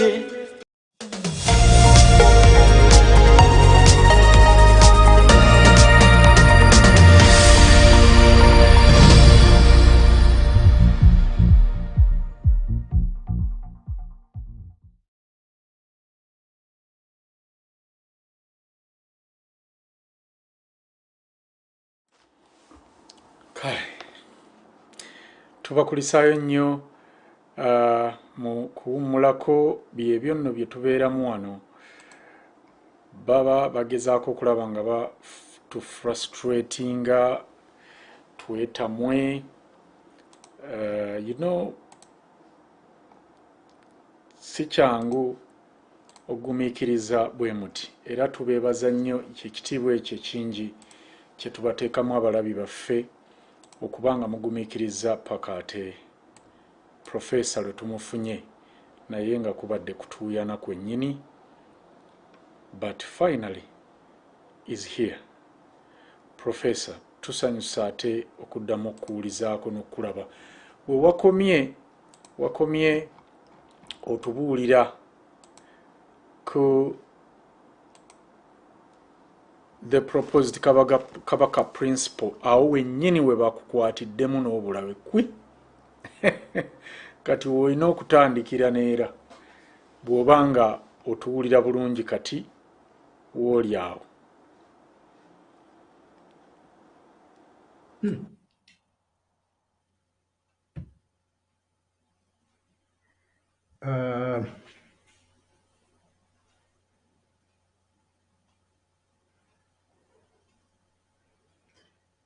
Nakomyewa wakomye nga ow'ekyokulabirako ku the proposed kabaka's principle eno awo wennyini we bakutuliddeko. nabadde njogera nti erina channels okuva wansi ezigenda waggulu. Yes. Ebyo nabadde ng'onnyonnyola lwaki wagisalawo era n'obulungi bwayo. Okay. Kakati bizibu naye kangezeeko okuwumbawumba nti bw'otunulira channel ezo nga bwe zaali zijja ebirowoozo wansi ne bigenda waggulu okutuuka eri Ssaabasajja Kabaka ng'ebirowoozo biyita mu channels ezo ennya. Kaakati Kabaka yagendanga okwogera ky'Obuganda kye bugenda okukola oba ky'Obuganda kye busaanidde okukola ng'eyo ye consensus y'Abaganda ne kiba nti decisions ezaabanga announced by the Kabaka zaabanga owned by the people. Kasita abantu ba owninga decision da gavumenti eba terina kweyambisa maanyi to get the people to do what they are supposed to do. kuba bwe kiba nti kyabwe bo bakola bukozi kintu kyabwe ne kiraga nti gavumenti eba emuvinga mu maaso era ne wabaawo okukulaakulana mu ggwanga. Kati Obote bwe yaggyawo sisitemu eyo, nabadde mbasomedde Obote bye yayogera nti obuyinza bwonna kati yabulina. Obote bwe yawamba obuyinza bwonna, sisitemu eyali ekola n'agiggyawo. Mu June 1966 yaggyawo gavumenti ya Buganda. Kabaka yali amaze okudduka mu ggwanga May 24th lwe baakuba olubiri. Kati gavumenti eyo teyazzibwawo Pulezidenti Museveni.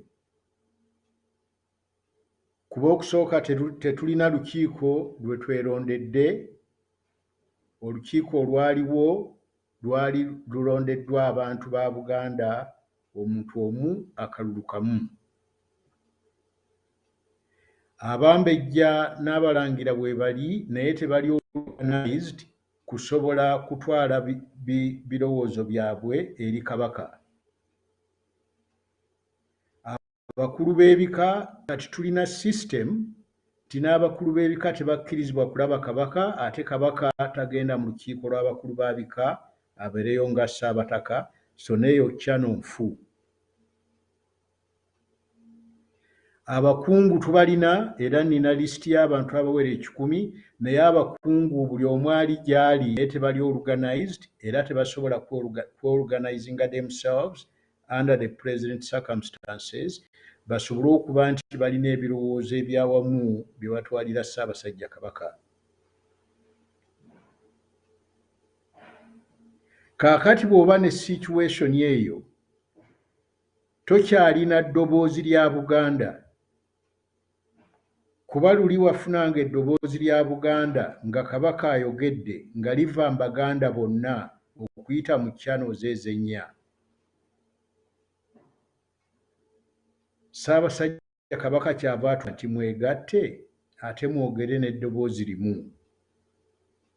Mu butuufu ekyo kye kirina okukolebwa kubanga ebintu ebisinga obungi bijja kukolebwa nga ne international community ebyenyigiddemu ate nga international community eyagala egendere ku ebyo abantu bye beetaaga. Ekitegeeza nti abantu balina okuba n'eddoboozi erimu, international community emanye nti Abaganda bayimiridde wano, Abasoga bayimiridde wano, Bannayuganda awamu bayimiridde wano. Kaakati ekirungi nti ebintu bino ebya Buganda bye twogerako kati it's an international norm. Yenkola eri mu civilized societies. Constitution ya Uganda chapter 1 article 1 egamba nti obuyinza bwonna buli mbantu.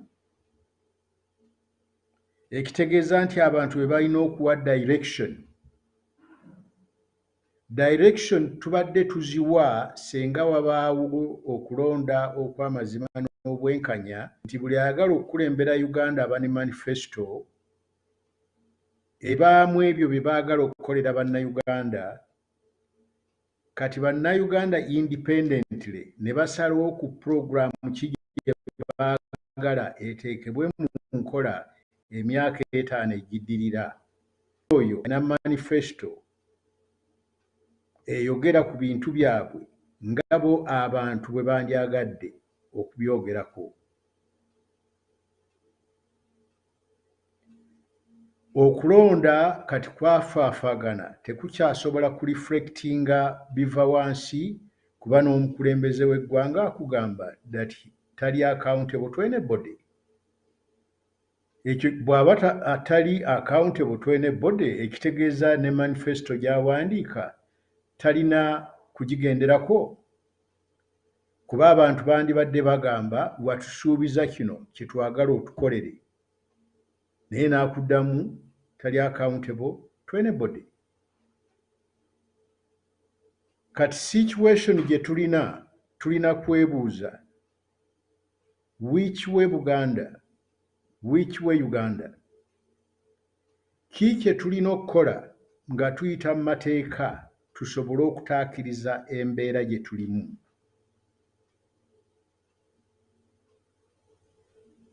Ekirina okukolebwa kwe kulaba nti bannayuganda beddiza obuyinza bwabwe nga constitution bw'egamba, ate bagambye an international norm and you will get international support for that.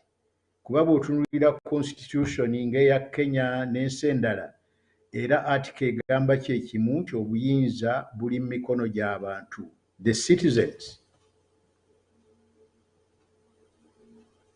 Ti ebintu birina kuva wansi okugenda waggulu, kuba the people at top are agents of the people. The people at the top employees of the people. Nga system eyo yemu okujjako ebikyukamu ebitonotono, ne bw'ogenda mu America y'ensonga lwaki olina one man, one vote, and the politicians fight for the people's support nga bapresentinga ebyo abantu bye baagala bikolebwe ne priority gye bitegekeddwamu okukolebwa.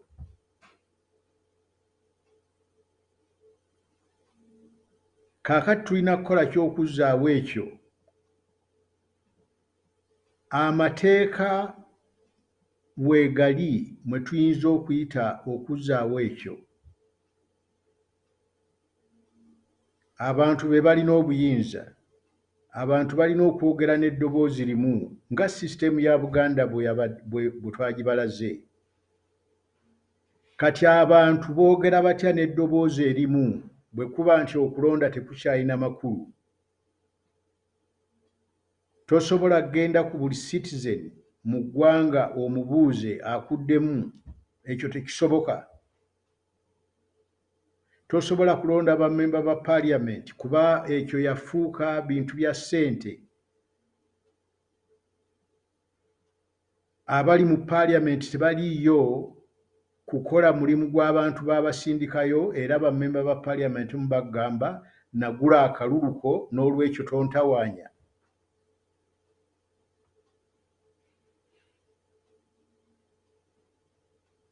Kaakati solution ziri ti constitution ya 95 etuwa right to organize, to associate. Constitution ya 95 etuwa obuvunaanyizibwa, duty as citizens, okukola ebyetaagisa gavumenti bw'eba nga tesobodde kubikola olw'ensonga emu oba endala. Okugeza kati ekiriwo, abantu bakuŋŋaanya emmere ne bagisindika e Karamoja. Kuba gavumenti tebadde na busobozi kudiiringa na starvation in Karamoja. Mu butuufu we twabyogerako wano, gavumenti yavaayo okulaga nti weeri ku ground, egamba nti egenda bawa billion 10+ okuyamba ku njala eri e Karamoja abantu baleme kufa njala. Naye waayitawo wiiki nnamba, minisita n'atugamba omu nti gavumenti yagaye nti ssente ejja zibawa mu bitundutundu, era ebawaddeko billion 2. Waayitawo olunaku lumu oba bbiri, minisita omulala ate omukulu ku oli n'agamba nti gavumenti ennatuwaayo na siringi n'emu. A few days ago gavumenti lwe yavaayo n'egamba nti billion 20 zizuuliddwa era zigenda kuyamba abantu b'e Karamoja. Naye oyinza okulaba seriousness of the situation. Omuntu ng'afa enjala, gavumenti emala etya wiiki 2+ nga tennabatuusaako mmere kuba ekyanoonya ssente. Kaakati awo abantu we bagiramu ne bagamba ja kulaba abantu nga bakutuka bafa oba gavumenti tennasobola kufuna ssente, abantu aba bulijjo ne bagezaako okuweerezaayo emmere. Pasita Kayanja y'omu ku bo.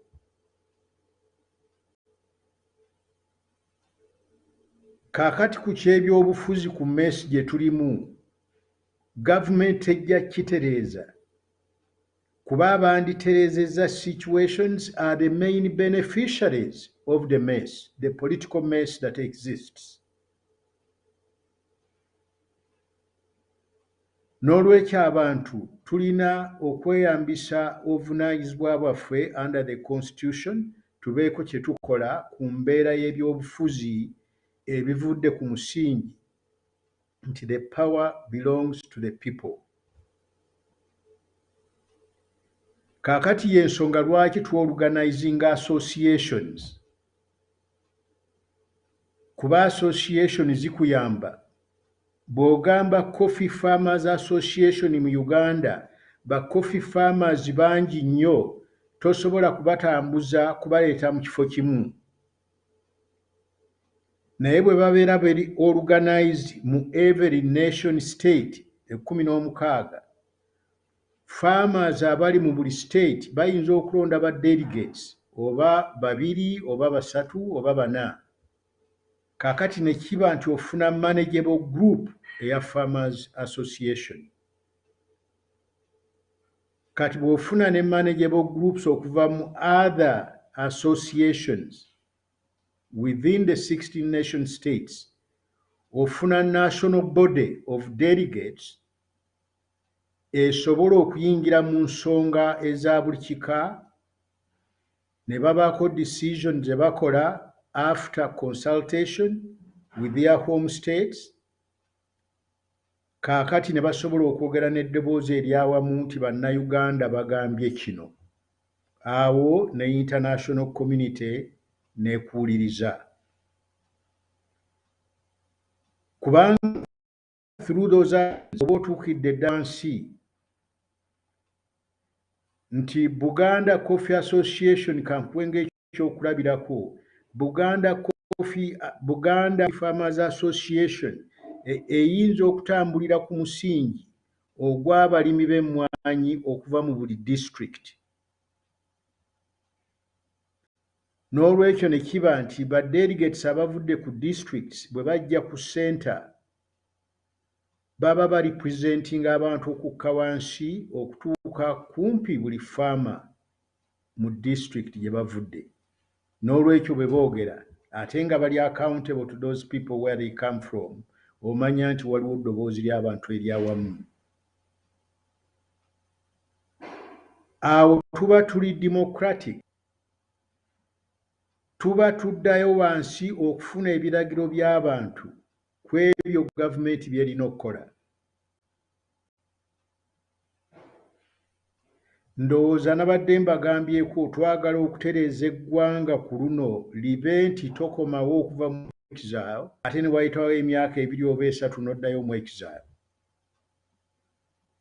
Twayogedde ku ky'okusimba emivule. Twagala politics ebenga bwekyo eri mivule politics and mivule government nti enkola eziteereddwawo zibe nti ziri reliable not only to me and you but our children, our grandchildren and the children of our grandchildren. Tetwagala kudda mabega. Twetaaga lasting peace. Tetwagala kudda mabega. Bw'ova mu exile n'okomawo awaka oyinza okuddayo ng'oyagadde naye conditions ezibadde eziwaliriza abantu baffe okugenda mu exile tulina okuziggyirawo ddala. Ozigyawo ng'otaddewo good governance where the people are the boss of their agents in power, where those people in power bakimanyi era bakikkiriza nti they are employees of the people. Ekyomukisa omubi that program has been interrupted. Mbadde nina okuwumbawumba ebintu ebyo mbangu naye ye point ebaddewo olwaleero nti ekkubo lye tulina okukwata okworganizinga abantu nga tuva wansi A coffee farmer is a coffee farmer. A school teacher is a school teacher. And a lawyer is a lawyer. A medical doctor is a medical doctor. An artist is an artist. Where groups are organized and they bring forward their delegates, tuba ne manageable body bwe kiba nti Buganda kye tuyinza okugamba nti eddoboozi lya Buganda lirina kuva wano mu Buganda Delegates Conference. Ate Buganda Delegates Conference olw'okuba nti ejja kuba nnene ate neeronda ba delegates abagenda ku National Delegates Conference gye basisinkana delegates okuva in the other 15 nation states. Kakati that delegates conference is national. Ate ng'erina okukola decisions after consultation with the states where they are coming from. When they speak with one voice into Uganda, wano weesimbidde, the international community is going to listen, and the people of Uganda bajja kutandika okuba till they own the decisions from the center. As we are, and as we have been since 1966, the people don't originate the decisions at the center, and rightly so, the people teba owning what the center decides. Kuba byonna byatandika ne Milton Obote yakwata baminisita be bataano ekibiina n'akizikiza kati n'amuvinga okuzikisa Buganda. Teyazikiza Buganda yokka naye n'aggyawo Obwakabaka mu Busoga, Ankole, Tooro, Bunyoro n'eyo n'abizikiza kati n'abeera nti he is the only bull in the crow. And that's not the way to deliver good governance. And that's the reason we are in a mess today. That's the reason we have been in a mess since 1966, killing one another and destroying property. And at the same time, talking about development. You don't develop by destroying property and killing people.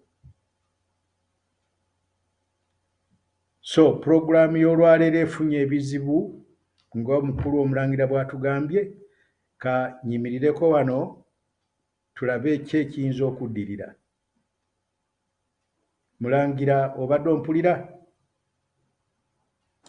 Hello? Professor mbadde nkuwulira bulungi era njagadde mbayitiremu katono awo ku by'obadde oyogera ate nabo oba oli awo babeeko bye bateeka wansi. Abatulaba association ezibadde zoogerwako Professor ze zino,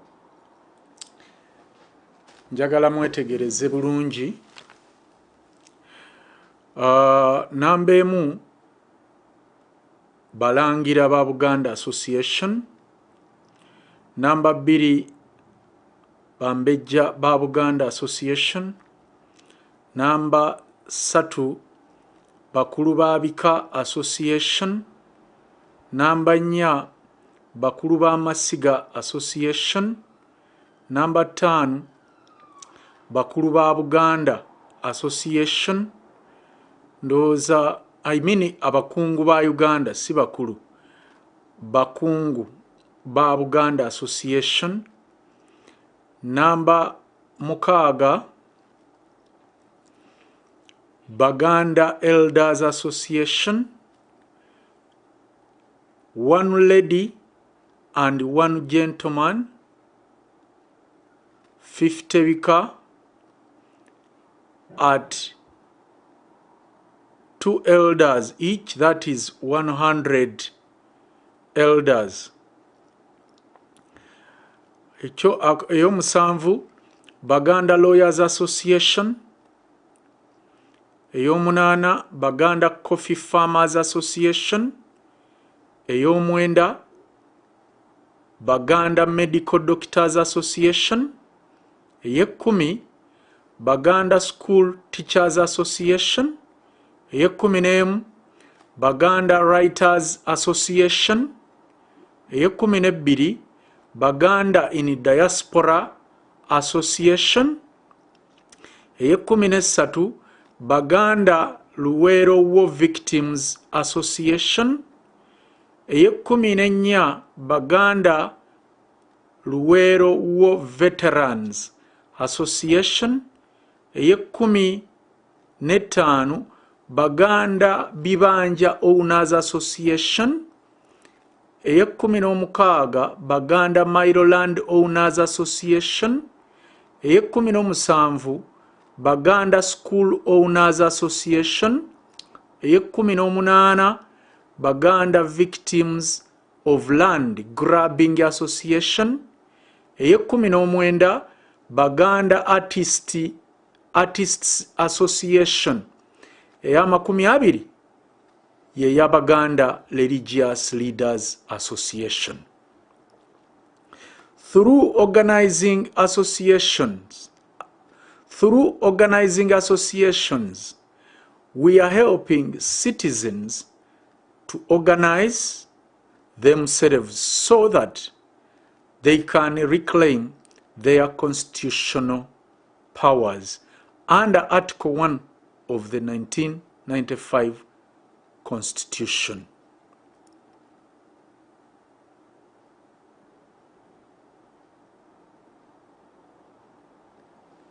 I saw the impact of Bugerere riot and Kabaka Yuka.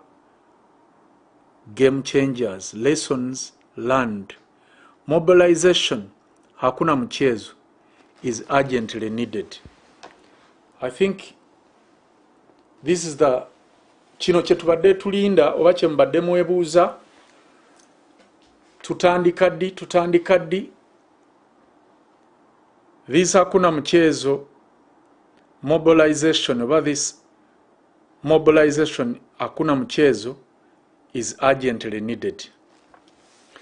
Bw'obanga olina Federal 5 mbadde mugitambuza, nsaba mwongero by informing about this. And I'm going to share this to you, everyone. Now, what next? Over another after association. These are processes zembadde nsomesaako mu Jacobuchu all along. This is the EAPJRC. Lwe lukiiko olwa UFCC olu representing on ground. 1. There are 16 nation states. 2. 10 delegates from each nation state. The conference shall start with 160 delegates. Number 3. Elect chairperson and vice chairperson of the delegates conference. 4. Deal with the questions of fair and adequate representation of nation states. For example, a nation state with a population of 80 million people versus a nation state with a population of 2 million people. 5. Deal with questions of making the conference more inclusive. 6. Resolve itself into the sovereign Uganda House of Delegates. Discard Parliament. 7. Apologies session. Nsuubira kati buli muntu alina okutandika omulimo gwe on ground bino bye bibadde bituyisa oba ebibatugambisa bulijjo era buli ntakera wano nti get federal 5 oba 5 friends of federal on ground because be bagenda okukola omulimu ogusinga nkakasa kati abamu mutandise okukomba mu bibatu muwoza bange nga mbadde sinnabafuna ku luno twabagamba nti kino tewali gwe mugenda kirekera nti Kimbugwe nti Profesa Gukina nti Mwami Kintu fenna buli abadde eyo ng'ogamba nti oyagala nkyukakyuka. This is the time okutubuulira gwe ku kyalo kuova kubanga fenna tuva tulina ebyalo fenna tulina zones nabaga buli muntu atandikire mu zone eyiye kati zone bwe zikuŋŋaana ze zikola ekyalo in case mu zones tugeze ekyalo kyamwe zikirina zone 10 for example naye zone 6 ziri covered zo zirina abantu naye nnya temuli bantu kale basobola ku mobilizinga mwe mwennyini kuba muno mbino 6 muyinza okubaamu ekimu nga kirimu nga bana ba mobilizers mwekolemu omulimo ababiri bagende eri oba mwenna bwe mumala wano mugende mutegeke ne biri ebina kati zone zonna zigweyo nabagamba temufaayo ku format government yobote gye yassaawo kati I mean ya Museveni gye yassaawo kati mwe mwennyini ekyalo kyammwe mumanyiwe kitandikira mumanyiwe kikomo era mumanyi ne zone eziriko naye in case zone temuzimanyi mubale mayumba mugambe nti tujja kubala buli nyumba 10 that is a zone tujiwa omuntu afa kweze nyumba 10 atuusaamu obubaka buli lunaku obuba bumuweereddwa bwe buba weebuli asobola obbatuuza awamu singa wabaawo ekibeetaagisizza oba okitegeera nti ne bwe tuba ffeeno tulina okusupportinga on ground accountability eba ekola eba emala kubanga we need to practice federal.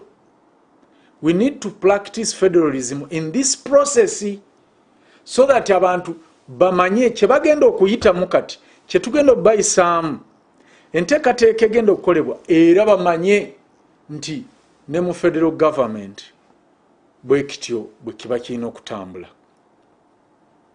Mwe mwennyini enju muzironde mugambe nti oke kino ekyalo kinene mu kifo ky'enju 10 tukole enju 20 oba enju 25 buli omu abenga azimanyi nti nze mayumba 25 oba mayumba 2 oba mayumba 25 Oluganda awo nno olutavukamu awo kati gwe nyumba z'obenga ozivunaanyizibwako nga buli we bakubirira essimu nti owaaye nti kakati tulinayo kino olina okugenda okibabuulira ng'otubuulira kyetaagisa naye tubaagala ku bitundu byammwe ewali abanaabakweka ewali abanaabawa amazzi munywe ewali abanaabawa emmere mulye to cut the cost kuba tetulina ssente ate tetwetaaga ssente za Museveni tetwetaaga ssente za munnabyabufuzi yenna nedda tugenda kwemobilizinga ffe kennyini ssente ze tugenda okukozesa zigenda kuba zaffe za bannayuganda era nga bwe mwekozeemu omulimu mu byalo eyo bwe tugamba nti buli muntu aleete siringi 10 era buli omu nga tumanya nti gwe w'ennyumba 25 emitwalo gye 2 n'ekitundu giriwa kuba buli omu tumugye nga bwe mulaba bwe mugenda ku kyalo ne mugamba twekuŋŋaanye mwezi obukuumi twetaaga omukuumi ababbi batubba twesoloozeemu buli mwezi buli maka galeete 2,000 kati na kino bwe kigenda okubeera nga tumobilizing a network bweva ku kyalo negenda ku muluka. In fact bwesooka mu mazooni agamayumba ge tubagamba buli omu gaalina mwe mwennyini abagakulira mwe mugenda okukola ekitongole oba ekyalo era mube n'omutongole nga mwe mwerondedde. Then mwe mwennyini abatongole ab'ebyalo oba biri 10 oba biri emeka bye musazewo bikole omuluka mwerondemu ow'omuluka. Then emiruka oba emeka gyekolemu eggombolola. Eggombolola lirijja okwekolamu essaza.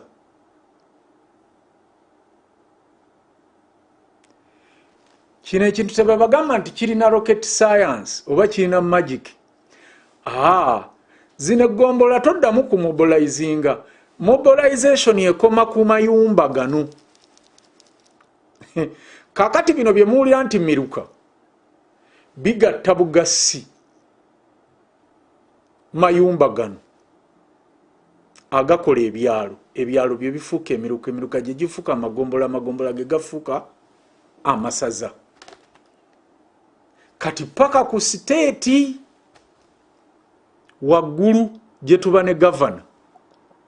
Era abasinga bali ku YouTube awo twatekawo akantu nti you can subscribe to be a village chief, you can subscribe to be a muluka chief, a gombola chief, a saza chief, a governor or a president or a federal president. Kakati at the end, I mean at the top, ye wajja okuba president wa federal. Atuusibwako byonna eno.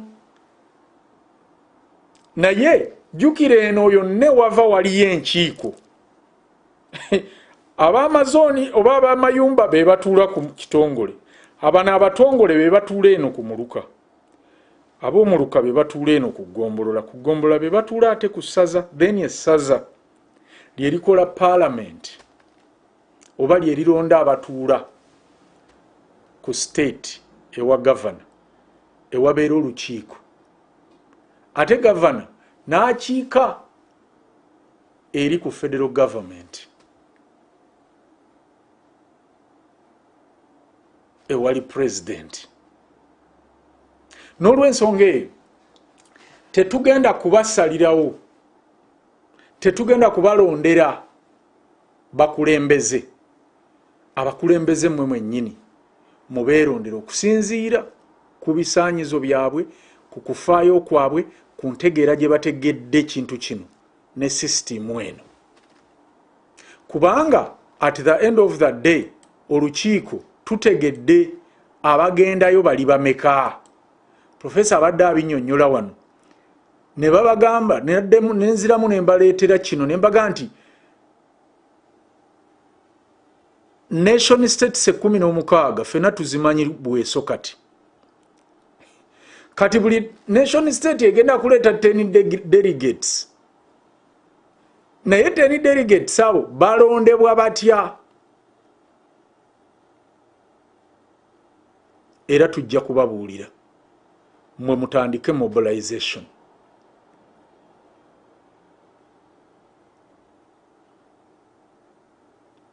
Kubanga delegates abatandika conference oba the conference egenda kutandika ne 160 delegates abo bali 16 from the 16 states. Waliwo ensonga lwaki abo be basooka.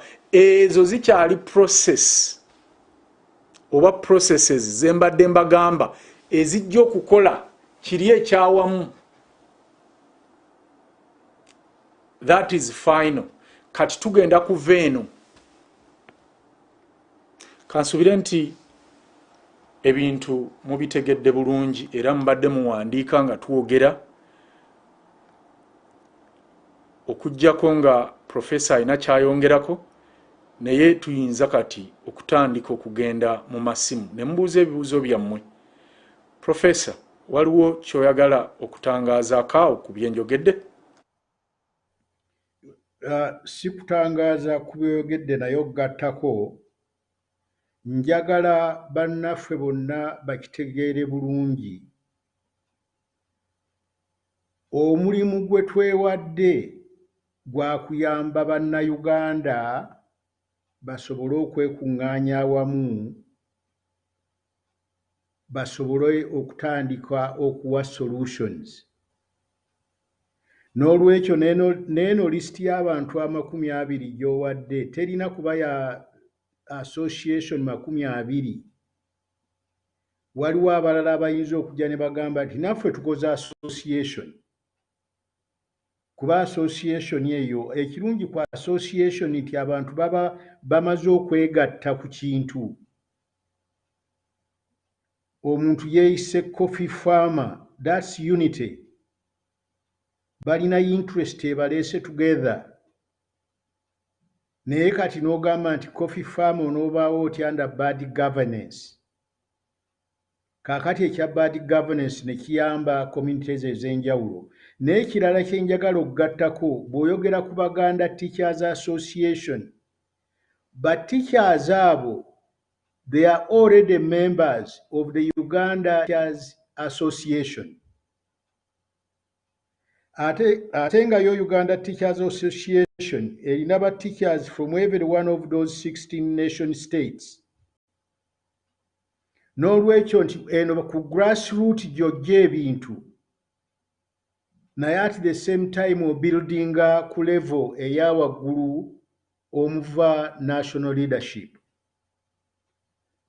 So there is no limit. Limitations zirina kuleetebwa abo abantu ba delegates of the people, kuba I'm not a delegate of anybody. Naye once those people work together and they come up with the delegates, they can actually add just anything they want. They can bring in bayinza n'okussaamu ebipya kuba be bajja okusinga amagezi fe ababayambyewo tubayambako kutandika kwekolamu mulimu ogunaatereeza eggwanga Uganda under a federal system of governance. Sebo ekyo kinyinza okugattako.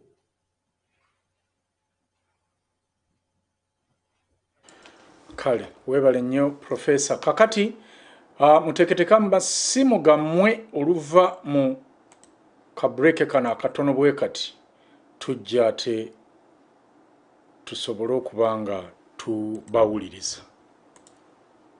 Tova ku UNN tukomawo.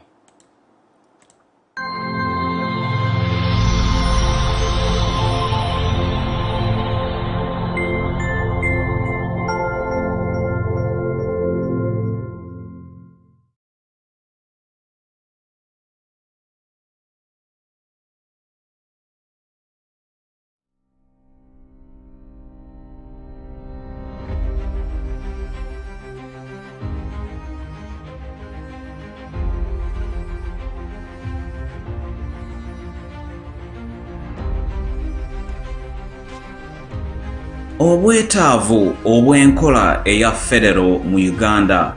Ekisooka, enkola eya federo eteekawo eddembe n'obutetenkefu mu bitundu eby'eggwanga. Ekyokubiri, enkola eya federo buli omu asobola okwenyigira mu by'obufuzi. Ekyokusatu, enkola eya federo eyambako ebyensimbi mu kulaakulana mu ggwanga. Ekyokuna, enkola eya federo essaawo emitendera mu gavumenti amateeka gasobole okuteekebwa mu nkola. Ekyokutaano, enkola eya federo essaawo okuteesaganya n'okwanjula ebirowoozo. Ekyomukaaga, enkola eya federo eyambako okutaayiza effugabbi eri bannansi. Ekyomusanvu, enkola eya federo eteekawo okwegatta awatali kukakaatika madiini, ennono oba ebyobulamu. Weewandiise ku lukiiko olwa UFCC ku www.ufcc.uk.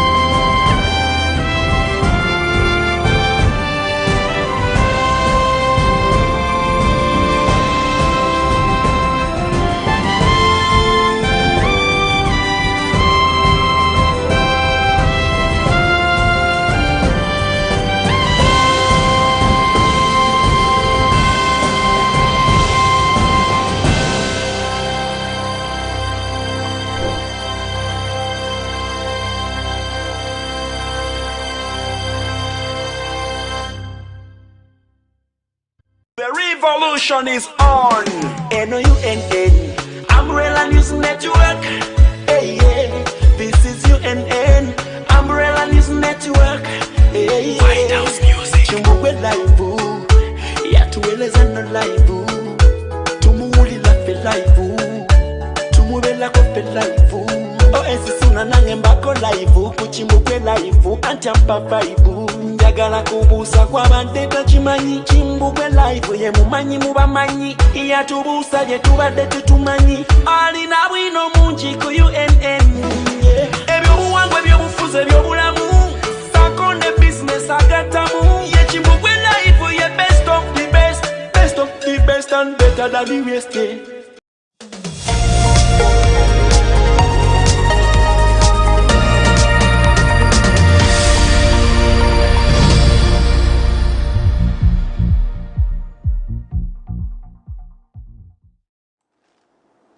Kale mukulikeyo nnyo mwena mukuwumulako kakati kadde kamasimu.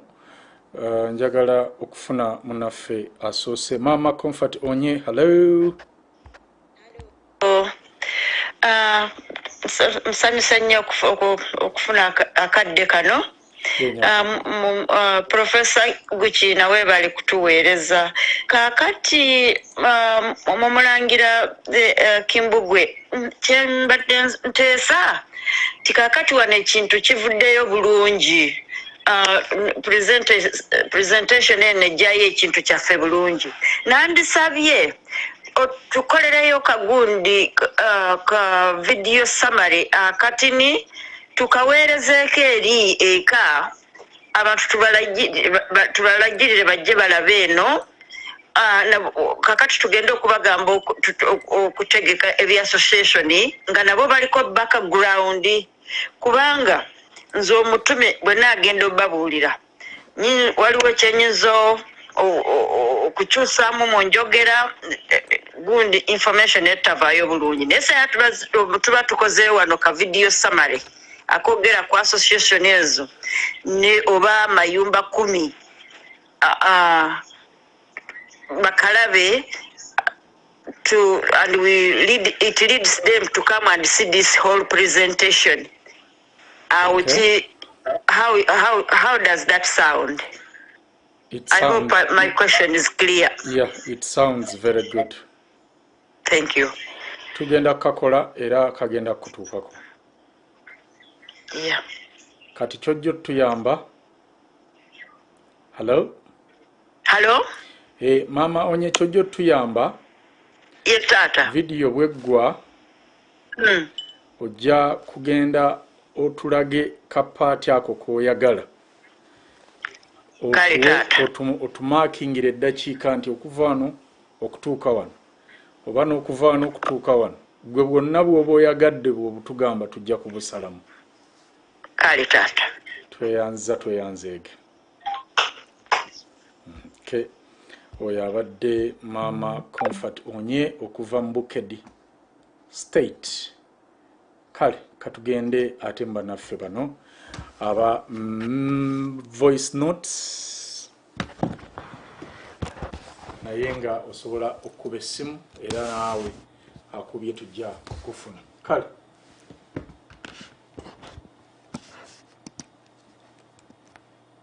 wamu ne mukadde waffe Professor Guchina.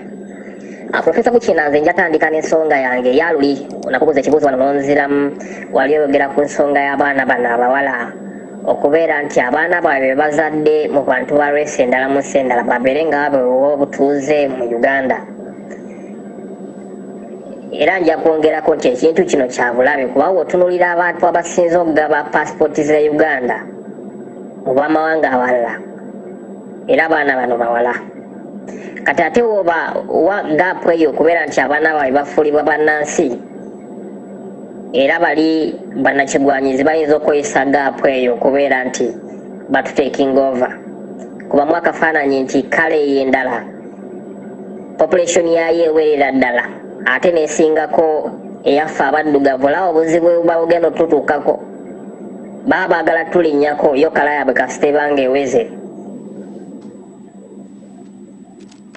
waliwo n'omuwala omuchina mu Uganda tutera okulaba amawulire omwana omuwala oyo omuchina lumu oba omwana we yajja ena genda okuwulira nti balina gurupu yaabwe eyabaka abachina nga balinga 32 kati mulina enkuba mwaka fayi neŋŋamba kati abo abaana bameka buli muwala wabazadde abaana kati population y'abo abantu singa ewera tolowooza nti basobola okukwatako ekitundu singa mu bagamba nti abaana abo baweebwa obutuuze basobola okukwatako ekitundu kya Uganda ne batandika okubeera nga beesenzaamu bokka ate ne batufuukira obuzibu.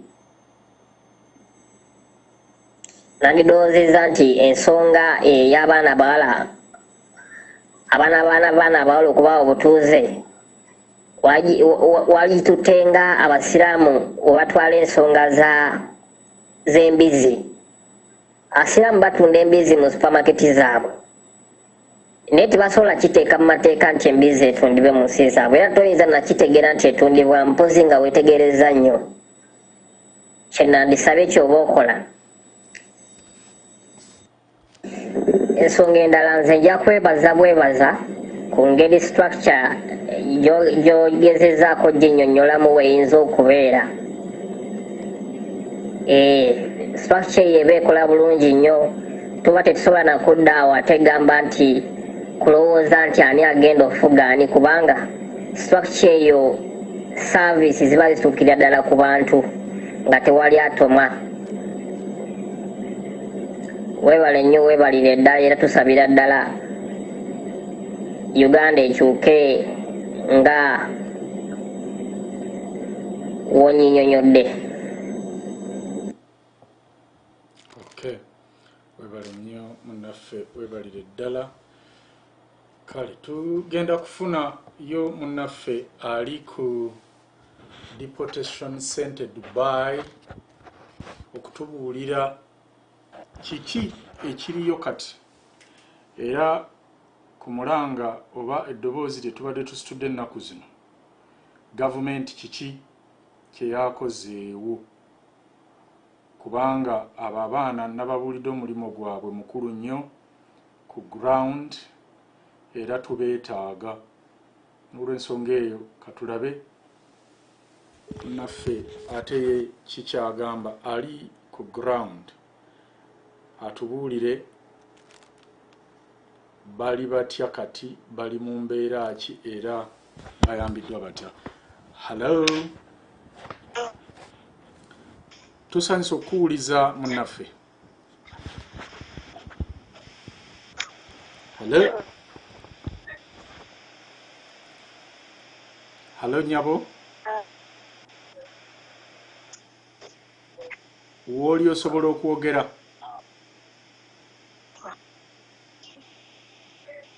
Hello.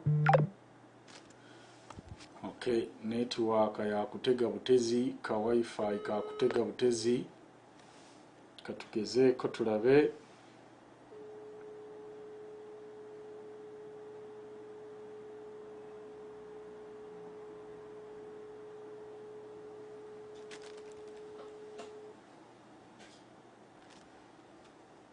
Hello. Hello. Hello munnaffe. Hello. Network eyinza obutatusobozesa naye tugenda musaba atuweereze eddoboozi.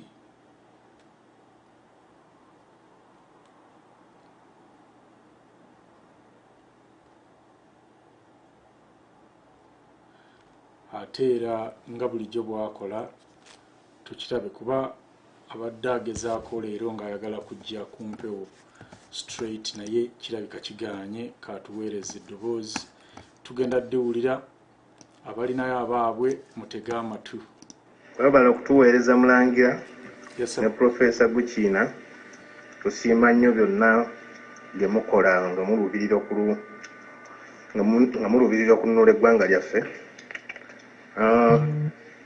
Profesa nze nina ekibuuzo kyange nti singa tuba nga tugenda okukola association zino muffe wakati okusinziira nga mu byalo mwe tulina okukolera emirimu egyo ne twesanga nga ku kitundu ekyo kuliko abantu bannaffe tuwangala nabo naye nga bo bannayuganda naye nga ate si baganda ate nga association zino ze tulina okukola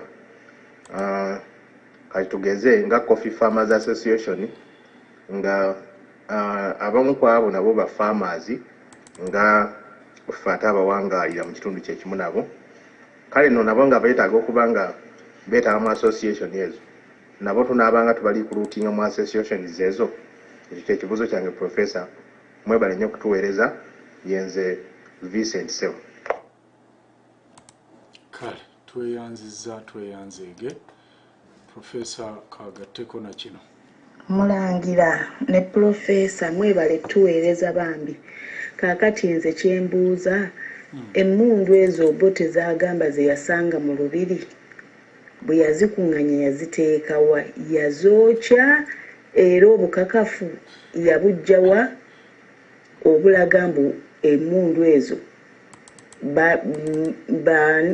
emmundu ezo kabaka Muteesa yazireeta n'aziteeka mu lubiri ani obujulize yabumuwa yabijjawa era obukakafu yabujjawa nze ndaba ng'omusajja olwali olukwerwe okwagala okukubirako obukubizi olubiri nga yeekwasa mundu yaziteekawo ezo kati awo kibanga kubuuza Museveni nti ze yajja mu lubiri lw'e Kasese yaziteekawa era ze yasanga ne Bobi Wine mu woteeri ze baalaga baziteekawa.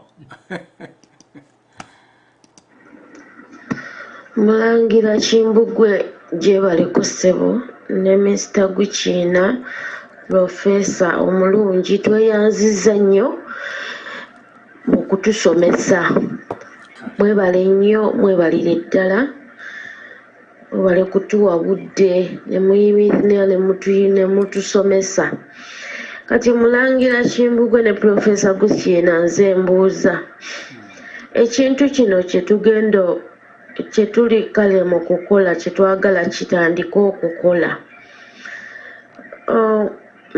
mu buno obudde tetugenda kufuna like kusoomoozebwa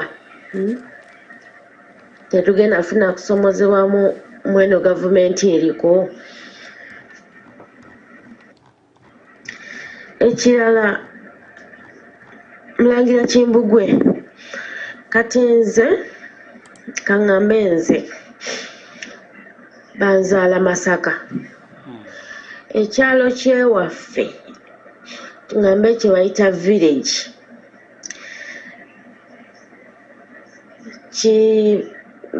erinnya lyakyo bayitawo Teekera kati bwengenda nti ku parish neŋŋamba nti bayitayo Kanywa bwengenda nti ku sub county neŋŋamba nti bayitawo Buwunga nengenda nti bwengenda nti ku county nti Bukoto kati nti bwe tugenda ku district nti Masaka kaakati awo tuba tugenda kukola katugambe abantu b'oku kyalo kyewaffe tutudde oba kale nfunye chance oba tuba tuuziza tutudde kati kwabo kwe tulonda abakulu abo abakulu kwekyo ekyalo betulonze obanga kale be batukulembera tugambe nga be batukulembera kati be bavaawo ne bagenda Kanywa ku parishi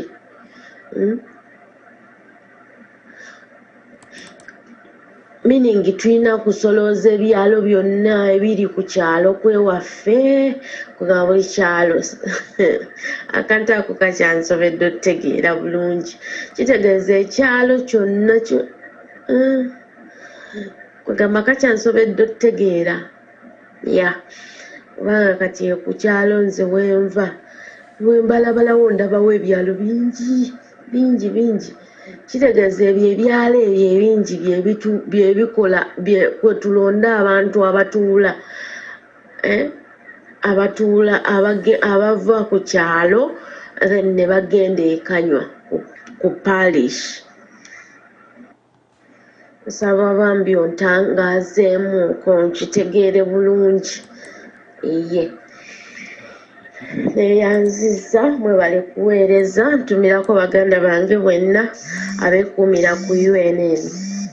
Mwebale nnyo mwebalire ddala kubeerako obutakoowa kubanga engeri gye kuli nti tekuliiko jangundu bawe simanyi waliwo obwokusabula waliwo eyambudde amazima akadde ke mutwala nga muli awo muli bantu ba mugaso era ab'omuwendo.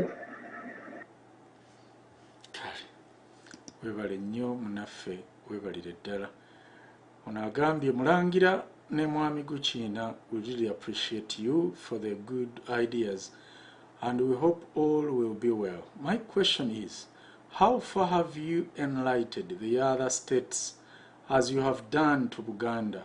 Should we assume that there are some other Mr. Gukiina in other states?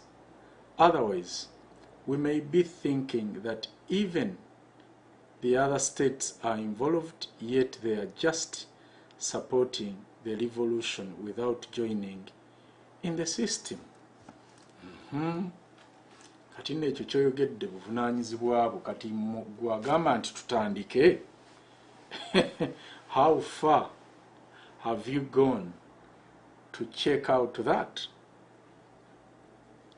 Fenga bwe mutulaba wano tuli Baganda era tuli mu Buganda oba tusangibwa mu Buganda. N'abalala abali kuno tugeze Abasoga balina kukwasaganya mu Busoga. N'abalala abali eyo balina kukwasaganya kiri eyo. Kubanga tugezezzaako we are invited people from West Nile, we have invited people from Bukedi, we have invited people from Busoga, we have invited people from bonna buli avaayo n'agamba njagala kujja wano tuzze tukikola. Naye kati bwe waba tewali yategedde naye wayinza okubaayo ng'oli tannajja wano naye nga gyali awuliriza UNN era akimanyi atandike kino kye tugamba. So ono omukyala ayogedde ne yeddamu abuuzizza n'amala ne yeddamu n'amala n'abuuza naye kale tujja kukuddamu gwe ky'oba ofaako kyekyalo kyo ebyabalala biveeko. In fact fa ku zooni yo osooka olaba amayumba gali ameka kale oba ekyalo kyo ne banno musooke mubala amayumba galiko ameka mugadividing mugagabiremu oba into 10 oba mugagabiremu into 20 depending to how big the village is.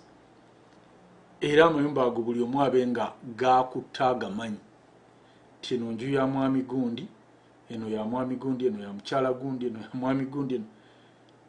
Twagala statistics, twagala facts, twagala data. Naye gwe amaanyi gasimbe wammwe. Ne bw'oba toli ku ground, teekayo representative. Teekayo ba representative. Era obagambe nti tujja kubanga ffe tulina ku facilitatinga those key players. Naye ate nga facilitation yaabwe era bo bennyini be balina ogimobilizinga. Once we sent okay kati olukiiko kati tusazeewo buli omu aleeteyo mmeka nti 10,000 nti otyo gwa amakaago g'otwala gali ameka nti gali 2 25 gali 50 okay buli omu 10,000 lwalukuwadde. Abali mu diaspora muziweereze ssente ezo abeeka baziweeyo era ebitabo bitambule. Yes, insecurity temugifaako tugikolako kyekituli mu tuligestaling saba lawyers era mukubirize bw'oba ne muganda wo bakojjaawo basengaawo oba maama wo batatawo nga looya mubuuze why wamaze okwewandiisa mu Buganda Lawyers Association nti ate biriwa ti tonnawulira ku UNN. Contact person yani nti Professor Guchina ewuwe yewuwa mutandika okugenda wa Professor Guchina ku ground kwali ewuwe wali open ate abeerayo obudde bwonna abantu bammwe mbasindikeyo bongere okutangaazibwa naye bino ebisomesebwa kuno abo tebeetaaga kutindiga ngendo mu bibasomese wali buli ategedde akibasomese. Professor Sebo Damu ku bantu abo. Mbeebaza nnyo olw'ebibuuzo bye mubuuzizza. Omukulu owookubiri ayogedde ku ky'abaana abazaalibwa abaana abawala. Kaakati okusooka Constitution ya 62 yagamba nti omwana azaaliddwa omwana omuwala mu muntu atali munnayuganda tabeera munnayuganda ye Constitution ya 62. Era ebiseera ebyo nga bwe nakugamba omukyalo oli Anet Takirambudde bwe yaŋŋamba nti ekyo kye kituufu kuba omwana abeera mwana waani wa taata we. Naye ensonga eyo bw'oba oyogera ku mwana oyo okubeera ow'ekika kya maama we, that's a different story. Kubanga we are talking about federal. Abaganda balina empisa zaabwe. Mu Buganda bwe nagendanga ne maama wange ow'Empologoma Mulumbe, bwe bagambanga nti ab'Empologoma mujje twegeyeemu nga nze ntambulirawo kuba siri wa Mpologoma ndi wa Nakinsige. N'omwami omu abuuzizzaawo, n'olwekyo ensonga eyo n'okusooka kati eri mu Constitution ya 95. Omukulu kamujjukize, Obote yakola Constitution ng'amaze kuwamba buyinza. Ne Museveni yakola Constitution 95, 94, ng'amaze kuwamba buyinza mu 86. Ensonga eyo senga obuyinza bunaddamba Bannayuganda, ensonga eyo kye kiseera eky'okugyogerako Bannayuganda basalewo. N'ekirala nti bw'oba osalawo ku bwa citizen bwa Uganda, awo oba oyogera ku states 16. Bwe kiribeera nti states 14 zigamba nti omwana w'omwana omuwala abeere, nga gw'ogamba tabeera. N'olwekyo eyo issue kirungi ogirayizinga omuntu n'amanya nti you are concerned, naye bino si bye biseera eby'okuba nti waliwo opposition eteekebwa, kuba eyo issue ya Uganda si issue ya Buganda. Bwe kituuka ku bika, eyo issue ya Buganda. Kaakati omukulu omu abuuzizza, n'olwekyo nsaba tufokasinge tugenda tutya mu buyinza Bannayuganda basobole okwesalirawo ku nsonga ezitali zimu. Tubeere focused on that. Kuba teriyo kyojja kukola okutuusa ng'omaze okuggyawo embeera kati eriwo. Omukulu ambuuzizza nti ffe bwe tufa tufominga Coffee Farmers Association ng'ate muliraanwa waffe si Muganda, tukoze tutya?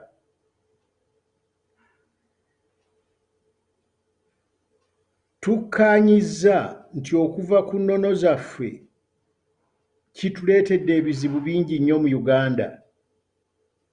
Ate n'ekyokubiri, buli muntu aliko gy'ava. N'ekyokusatu, tetugambye nti tujja kusosola omuntu yenna olw'eggwanga ly'avaamu bwe kituuka ku services.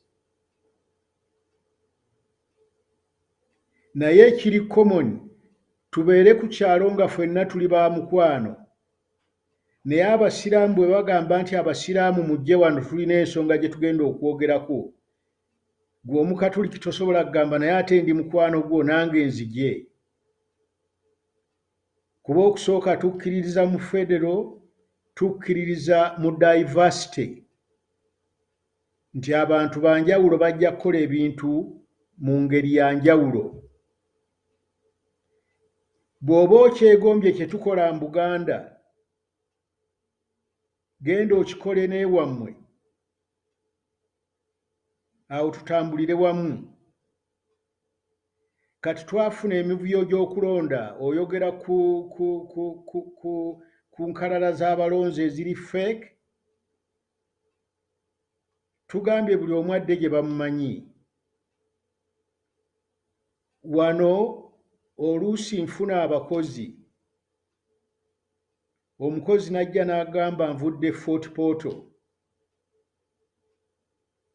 alina ebisaanyizo okumuwa omulimu bangi bempadde emirimu nga baŋŋambye bavudde Fort Portal naye mutuufu nga bavudde Congo. That is a fact. Kaakati ono omwami gw'omanyi ku kyalo ayinza okuba omulundi ayinza okuba omunyarwanda lwaki okifuula your concern kuba kiri simple bwe tugamba nti abaganda tutegeeza abaganda kaakati bwe tunaagamba nti omuganda tawasa mu kika kya maama we ate nga muliraanwawo omukwano gwo y'ekika kya maama we akiwasaamu we respect a different way of life kyekijja otuwa emirembe mu Uganda n'okkendeeza ku mbiranyi n'obutategeeragana n'olwekyo nze sikirabamu buzibu bw'ogamba Baganda Farmers Association is Baganda Farmers Association kati kankubuuze twogera Baganda Lawyers Association naye waliwo ba lawyers nga Banyoro baazaalibwa Mbunyoro basomedde Makerere kati bw'aba muliraanwa wange wandigambye nti mugamba afuuke memba owa Baganda Lawyers Association nina mikwano gyange abasiraamu naye bandinsekeredde senga mbagamba nti munzikirize kuba ndi wa mukwano nnyo gye muli tukkaanya bingi kaakati nange mbeere memba wa Muslim Lawyers Association ye ate ng'ekyabakyala mbe nga nnwanirira eddembe ly'abakyala buli lunaku they are not going to tebajja kunzikiriza kubeera mu FIDA kuba baasalawo ne bagamba nti abakyala twekolera akaffe tulwane ku nsonga ezitukwatako ensonga emu gye nayogerako y'ey'okuba nti omusajja yali takomitinga adultery naye ng'omukazi akomitinga adultery era ne bamuvoosinga kati abakyala ne bagamba abatono nnyo abandigenze mu kkooti okukyalingiga ekintu ekyo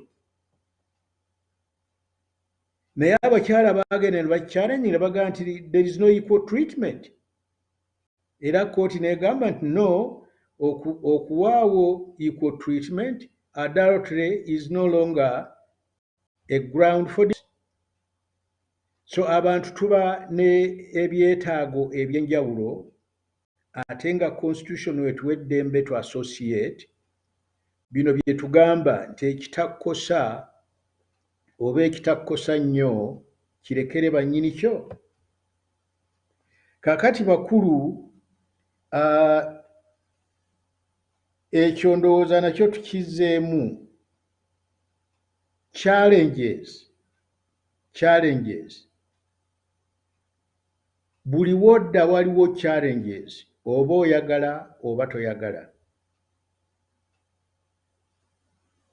kuba wenti ekiri simple agenda ekibuli okwogera ne Katonda wagenda kibuli agenda e Namirembe agenda Namirembe agenda e Lubaga naye bonna bagamba basinza Katonda omu.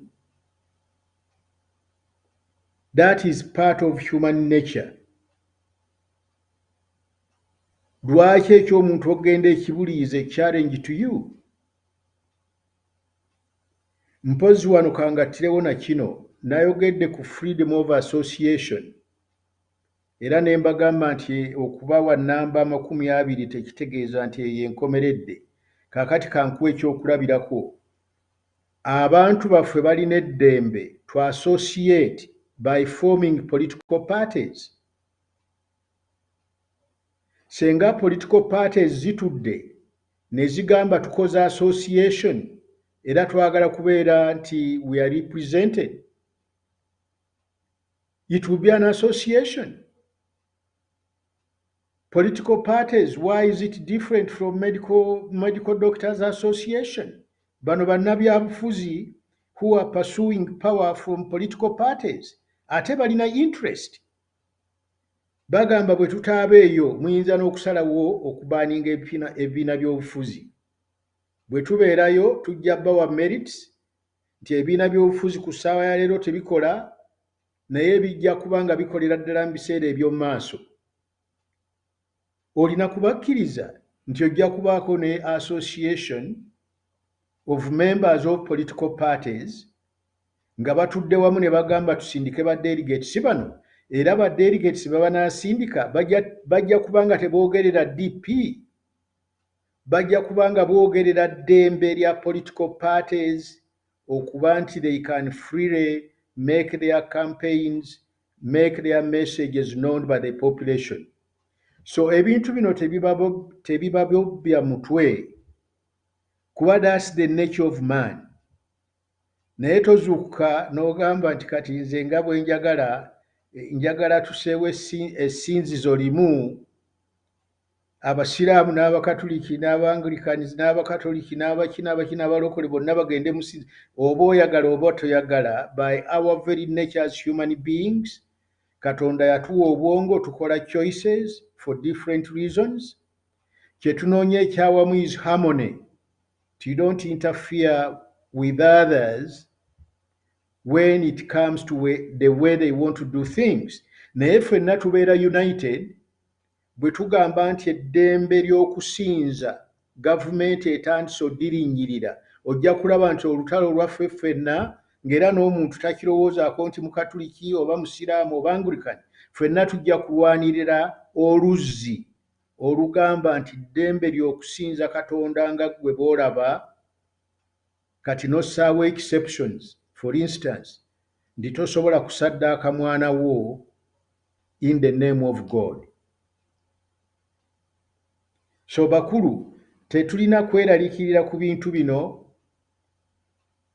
tulina okulaba nti obuyinza budda mu mikono gyaffe, kati olwo tutandike okwogera ku bintu nga bwe byandikoleddwa, bye twesonyiwa tubyesonyiwe, ebyawamu bye tukkaanyaako tubikolera awamu, ebirala bye tutakkaanyaako bikolerwe mu community, the 16 nation states.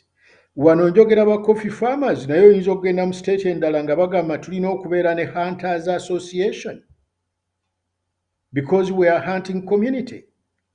Yensonga lwaki tugamba toliiko state gy'ogamba nti mukikole bwe muti, kuba state eyo erina concerns daayo. The associations ze baagala okukola ziyinza okuba nga za njawulo ku zaffe, naye ekikulu nti association ezo zireeta ba delegates abava from the bottom of societies, tujje waggulu tukole ekyawamu ekinaatuwa harmony among the varied peoples of Uganda. Ndowooza ebibuuzo kambikomyawo.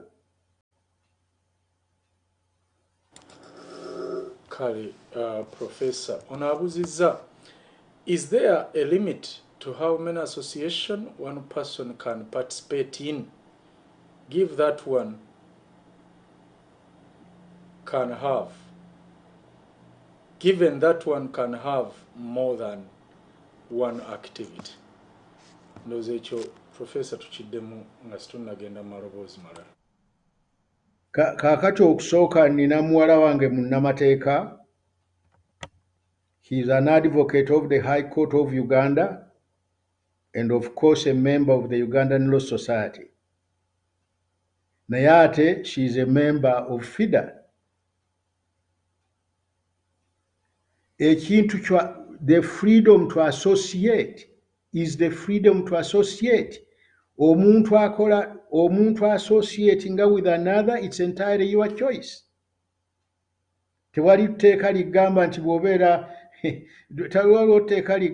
bw'obeera mu kibiina kino tobeera mu kibiina kiri. Ate ekyo kiyambira ddala kuba y'ensonga nkugambye nti omuntu omulina as Baganda Coffee Farmers Association, but also you have Uganda Coffee Farmers Association.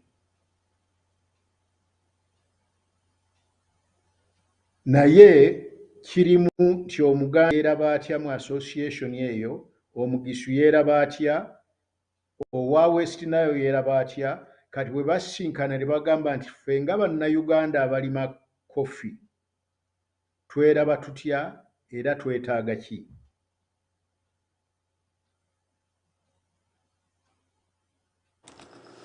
Okay, tweyanzanya tweyanzege nkakasa kibuzo kyo bakizeemu bulungi, tekikugaana kubeera na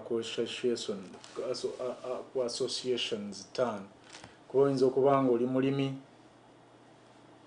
naye ate ng'olina n'obupiki obukola bodaboda ate nga babodaboda association mainly school teachers for instance teri akuvunaana so nga ate olinayo ne butakisi obumotoka obukola takisi bukamunye era ne association teri agaana gendayo owulidde. So there is no limit on that katusubire nti tutegerekesaawo. Kakati nga situnagenda ku bantu balala katusooke tuwulire amaloboozi ag'omwana ali ku deportation center, tuwulire developments eziriwo. Je baliko omulangira Kimbugwe ne Professor Gukiina okutuweereza bannange. Kati munnange mulangira nze omu ku baana abali ku deportation center mu Dubai. Bannange twebaza bana UNN okutwaliza ewamu na buli muntu yenna yasitudde eddoboozi okutulwanirira tufune obwenkanya newankubadde nga tetuli waka. Bambi tweyanzege era buli omu omulimu gwe yakoze tugusiimira ddala. Tuyambiddwa era tutandise okuyambibwa. Abaana batandise okutambula okuzzibwa ewaka ewaffe. Olunaku olwaleero batambulidde ddala era nakati bali mu kugenda batwalibwa ku kisaawe basobole okudda ewaka. Naye era tukyaliwo bangi ddala.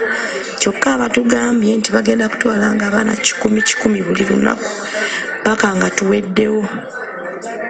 Nsebo. Naye mpuliddeko era amaloboozi amalala nti abaana era bakyajja okuva mu Dubai, Abu Dhabi, Salijawa mu masaza gonna abakola UAE. Bali mu kujja era babaweero kaminga tebalina gobagoba. Ne poliisi bwesanga omwana talina bimwogerako emuleeta baagala kutuzza waka. Abaana abali mu nsi eno mu bumenyi bw'amateeka badde ewaka.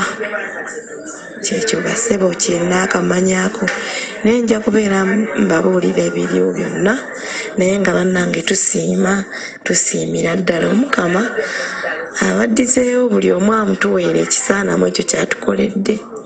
Amiina. Kale amiina, mwebale nnyo, mwebalire ddala. Bannayuganda ndowooza muwulira ekintu kye bayita okugatta eddoboozi, mwenna ne mwogera ekintu kyekimu, bino bye bivaamu. Simanyi lwaki wali ku kino ekyensi tukyagaanye kuba kati ku luno ffenna twavuddeyo ne twogera eddoboozi litya. Naye era waba kubaawo ne wana agamba abo abaana balalu, abo abaana bayaaye, abo abaana tebaagala kukola, kyebava babeerayo bwe batyo nga tebalina mirimu, abo abaana mubavaeko. Era gavumenti yalisigadde ina abagiwolereza ne relaxing.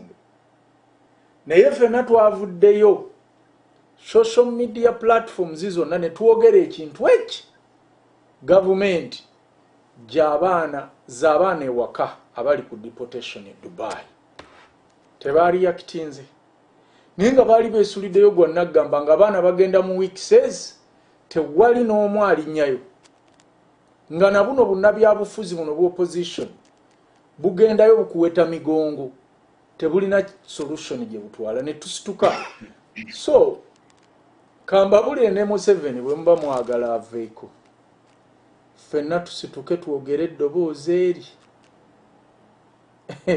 nti twagala bwe kaba kalulu ketuddamu kalina kuba ka referendum ku nfuga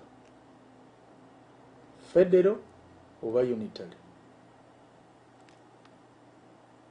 twesibe ku kya constitution kubanga yebasibiddewo ne bakama bammwe be muwagira ab'ebibiina mwe bakolera mu eyo constitution gye bamanyi nti yesiba bannayuganda emikono n'amagulu eggwanga lyabwe lisobole okutwalibwa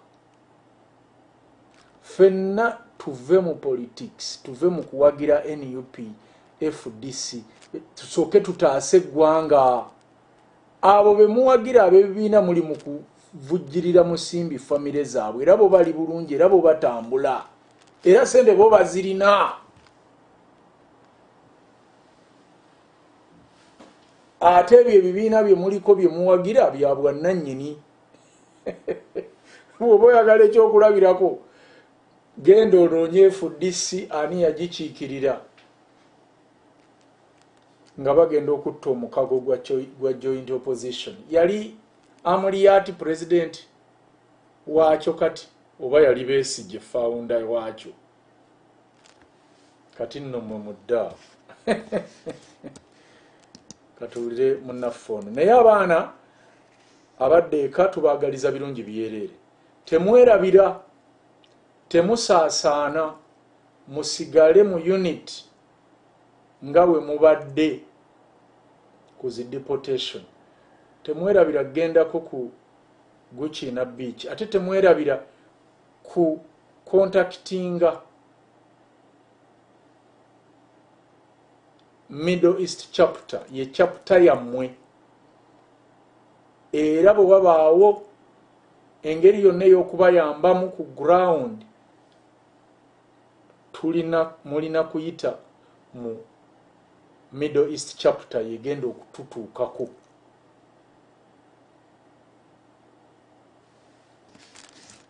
kansubire mu kiwulidde mwenna eyo gye muli mukulu kimbugwe buli kuweereza ne Professor Guchina tusanyusa okukolaba ku mpewo za UNA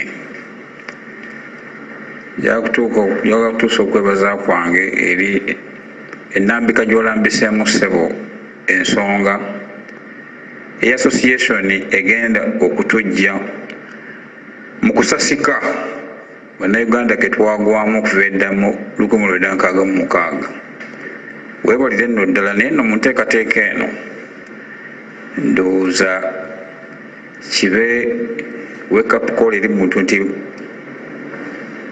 ono enteekateeka ya muzaŋŋanda everyone is a participant ndowooza buli muntu kyekiseera ategeerera oluye mu kiti kye mwali okukola enteekateeka eno eya muzaŋŋanda enosobosa okutuzza ddala ku mulamwa ogwa federo mwebali kuweereza kale naffe naawe weebali nnyo weebalire ddala kale kakati ono agambye gavumenti ya Uganda ino nkadde message kale katuwulire munnaffe ate omulala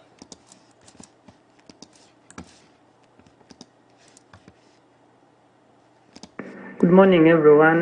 Good morning, Prince. Thanks for the show. Mr. Professor Guchina, thanks for the show as well. At least today you have highlighted us and the information is quite clear. So I have a question. I was asking, looking at the associations we are to register, and the nature, like if in that association we find there is a politician who is a farmer and could wish to be included in the association, yet we all know these are the confusing agents of Museveni that he has been using. So if that politician is an indigenous Ugandan, should we include that person or we leave him or her aside? Then in that process of registering, which other precautions can Professor give us, and which other likely challenges we may face, so that it enlighten us? Then by the time we are going to register that, we have everything at our fingertips. We know the challenges we are likely to face and way forward as it may be. Then Prince, I was requesting you, you will check, because I might not know people like those from the class, but I would like to appeal to all, to those who know they come from West Nile, so that we could link up with them. So I'm appealing to all those who come from West Nile, please, if you get this message, inbox to me, be it from Madi, be it from Alur, okay, Gulu, not Gulu, West Nile anyway. Whether you're an Alur, whether you're a Madi, whether you are Lubara, we are appealing to you all so that we can find a way how we can translate some of these videos, then we distribute them to our people, to those who are on the ground. That's what I was requesting. In case you have any that you know personally who is from either Nebi, Zombo, Pakwash,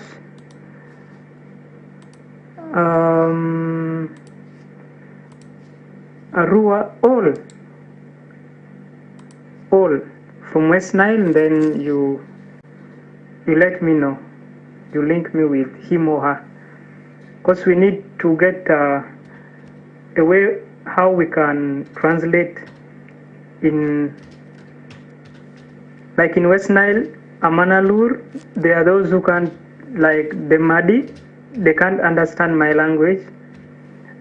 The Lubara, they can't understand, so we need to get that together, and then we record it, we translate it, then we distribute it. That is my point. Anyway, thanks for the show. May God bless you. May God keep our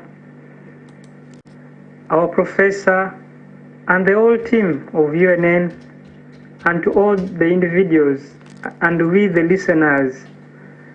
Let's keep ourselves safe. This is a battle. Let's disregard from things that will take away our attentions and divert us from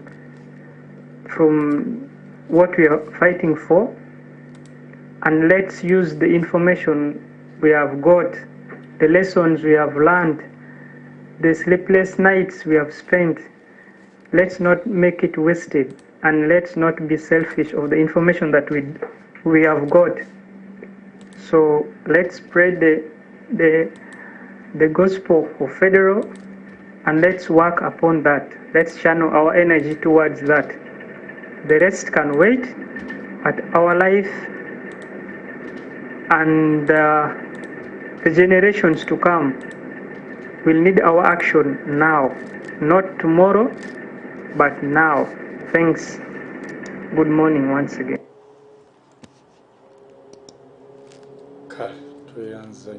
tweyanze munaffe. Ono agambye Mulangira ne Professor mbalamusiza nnyo, mwebale kutusomesa, naye nange nkusaba oyongere okunnyonnyola ku nnonda y'aba delegates. Thank you. onagamba kojja Professor Gukina toyanza nnyo bambi n'ekirala abantu baffe baavu nnyo ddala. Omuntu omwavu naye taliraanika kuba taba na mugongo, okimanyi. Abantu baffe tubakubiriza neera obutasosola mulimo gwonna tusobole okufuna kasente akanaatuyamba mu lugendo oluwanvu olujja.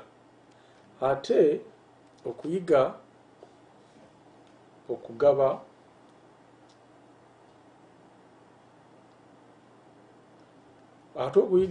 ate n'okuyiga okugaba kuba n'obukodo tebulina gye bujja tutwala. Singa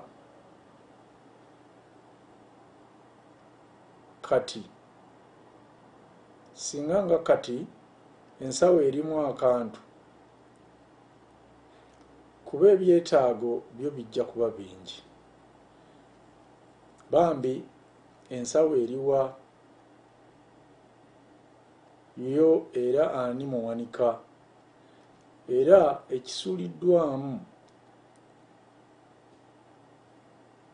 kikula kitya okweyongerako. Kojja nze obwavu sibwagala neera omwavu sikyayagalira ddala kunsemberera.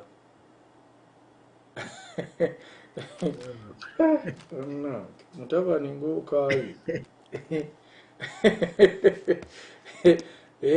kwegamba wayonoonekera ddala olinga kojjaawo. Kale tugenda kukuddamu naawe Prince ono mulala. We kindly request Professor Gukina to make a short video explaining how the grouping should be, plus recommending to be for Buganda only and the reason why. Kindly, we have people who can do good work on ground who would wish to listen at him. They know him. If they see him talking, they will respond. Okay. Kale katuwulire munafu. Mulangira we bali kuweereza wamu ne Professor Gukina. Kale. Associations nzirabye zitegeerekeka bulungi. N'engeri gyakinnyonnyoddemu mu butuufu bwe tuba tukola associations tuve ku mikwano. Oli ne bw'aba mukwano gwo naye muyina ekibaawula munajja mu kibagatta. Ekibaawula tukikole, ekitugatta bwe kinajja nga tugenda n'ekyo ekitugatta tujja kukikola, ekitwawula tewali nsonga lwaki tukikola. Ekitwawula tetulina kugatta. Tugende na kitugatta mu budde buno. Ekitugatta kye tuba tugenda nakyo, ekitwawula tusooke tukyesonyiwe. Ekya Uganda ekyawamu bwe kinajja nga tugenda n'ekyo. Awo ekyo kyo kitegeerekese bulungi. Mikwano gijja sooka giveewo mu kitatugatta.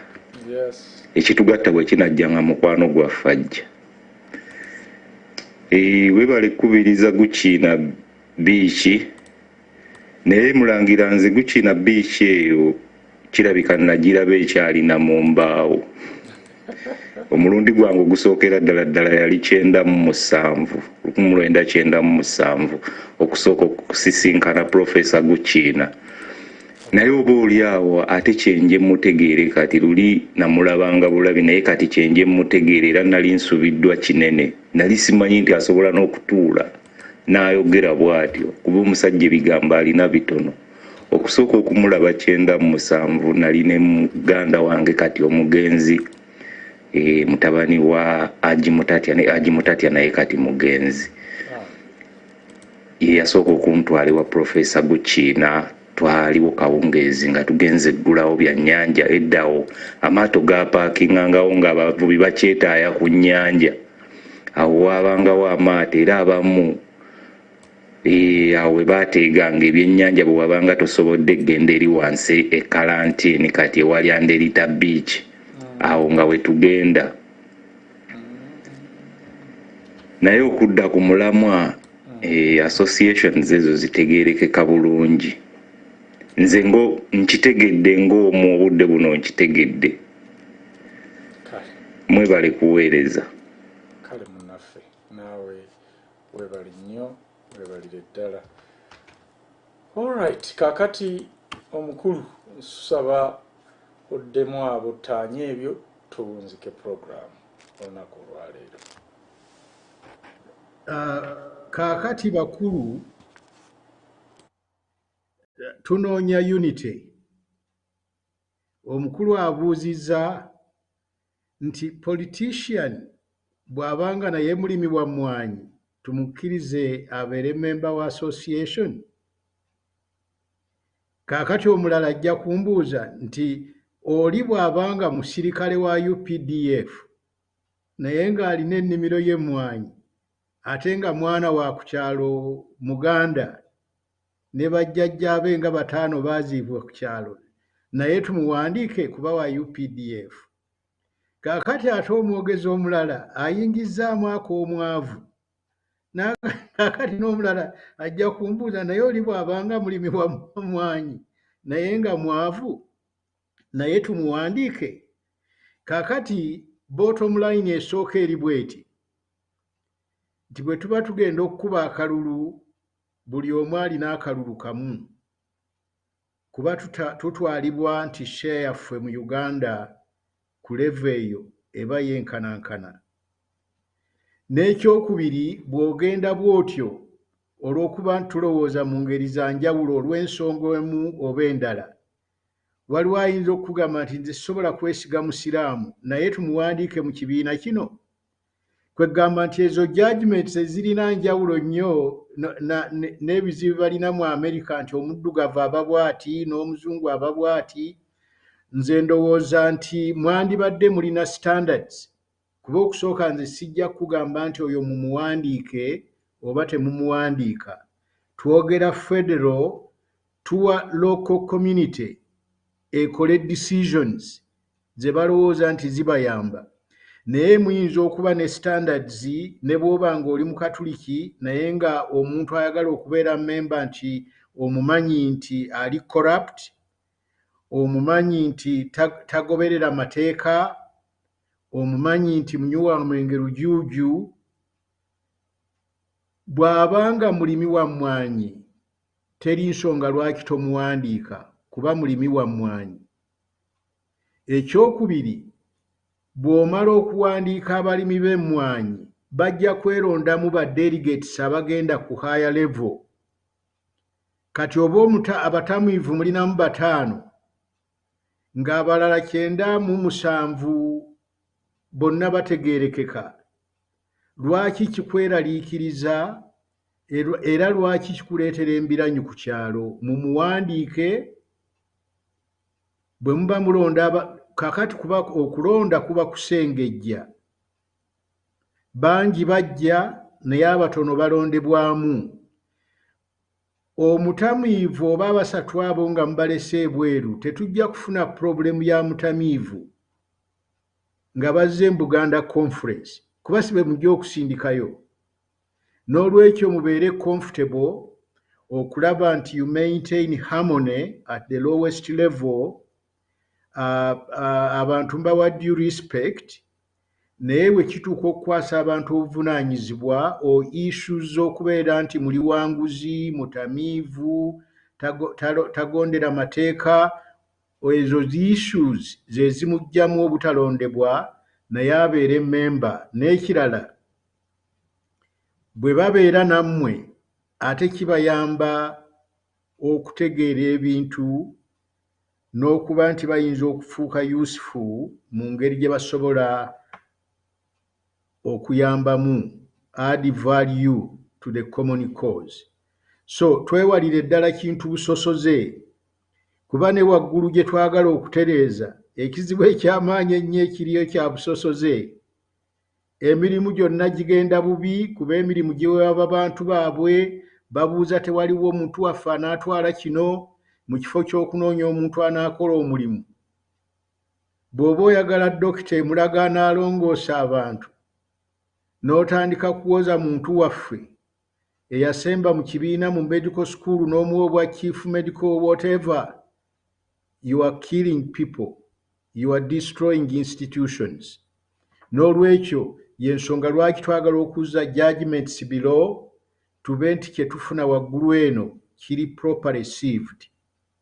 Era kye twayogera ku bannamateeka okulaba nti tweyambusa abakulu b'amasigo tuyambako okututegeeza nti oyo lawyer ayinza okuba nga mulungi nnyo naye teyeesigika kuba ayinza okugulibwa. Ezo standards n'enkola ziri mu mikono gyammwe kasita mukikola in good faith ate nga mulowooleza ku lusozi lwe tulina okulinnya kuba it's a big mountain we have to climb to change this Uganda to a better Uganda. Ndowooza n'omukulu omulala eyagambye okulonda ba delegates, ekyo kiri very simple. Kubanga bwe tugamba nti kuba ne Buganda Delegates Conference oba tabamiruka wa Buganda, bwe tugamba nti buli association ereeta abantu 10 nga association ezeekozeemu organization ziwera 30 oba 40, ofuna abantu abateekeddwamu obwesiga association ebasindise. Incidentally kwoli eyabuuzizza ate bwe mba coffee farmer ate nga nze nannyini ssomero, which is a common occurrence. Kakati ndi mu School Owners Association ate ndi coffee farmer, individual yennyini namwe community mulina okugamba nti gwe genda nga School Owners Association kuba ofittinga properly ate ofittinga properly mba coffee farmers, naye gwe gendera wali ono agendere wano nga mulaba community delegation gye mwagala okutwala ku level eddako. So those are all your choices, those are opportunities. Kaakati ebibiina bino bwe bironda ba delegates abo ne bajja ku center, olwo tugamba nti Obuganda bukuŋŋaanidde wano, tugenda okwogera ku nsonga za Uganda ne Buganda, engeri gye tunaazitwalamu ku center. Okulonda kuli mu mikono gyammwe, system gye tutaddewo ejjawo enkalala z'abalonzi, kuba mmwe ba coffee farmers mu kitundu muyinza okusalawo tujja kulondera mu ggombolola oba mu ssaza oba mu district, mumanyiganye abantu abamanyi weebali, mwe mulonda ba delegates abo be babawadde okulonda namba ne bajja ku center ne tukola emirimu gya Buganda, mwe tujja okusinziira n'okulonda ba delegates ba Buganda ate abanaagenda mu National Delegates Conference. Eyo system is the best system you can get. It's connected to the people below. Abantu bawadde obuyinza okusengejja. Incidentally, kino kye tuliko omuntu bajja gaana omulonda kuba agezezzaako okugulirira abantu. Bagamba otugulirira lwaki? Tuli ku bulungi bwansi, tulinga abantu abafiiriddwa, tuzze kuziika. Oyinza okugamba omuntu aziika nti kankuweeyo omutwalo nsobola okuziika? Oba ozze kuweereza bantu, naye eno gye tuli eno mu muvuyo, mu confusion. Kambabuulire how people take over governments in our societies. Kuba olwaleero senga nsalawo nti njagala kubeera president wa Uganda nga siise emikono gy'abantu, okwata emmundu n'otandika okubba banka, n'okwata ssente z'obba mu banka n'ogula more guns, oyinza n'okuhayalinga mercenaries.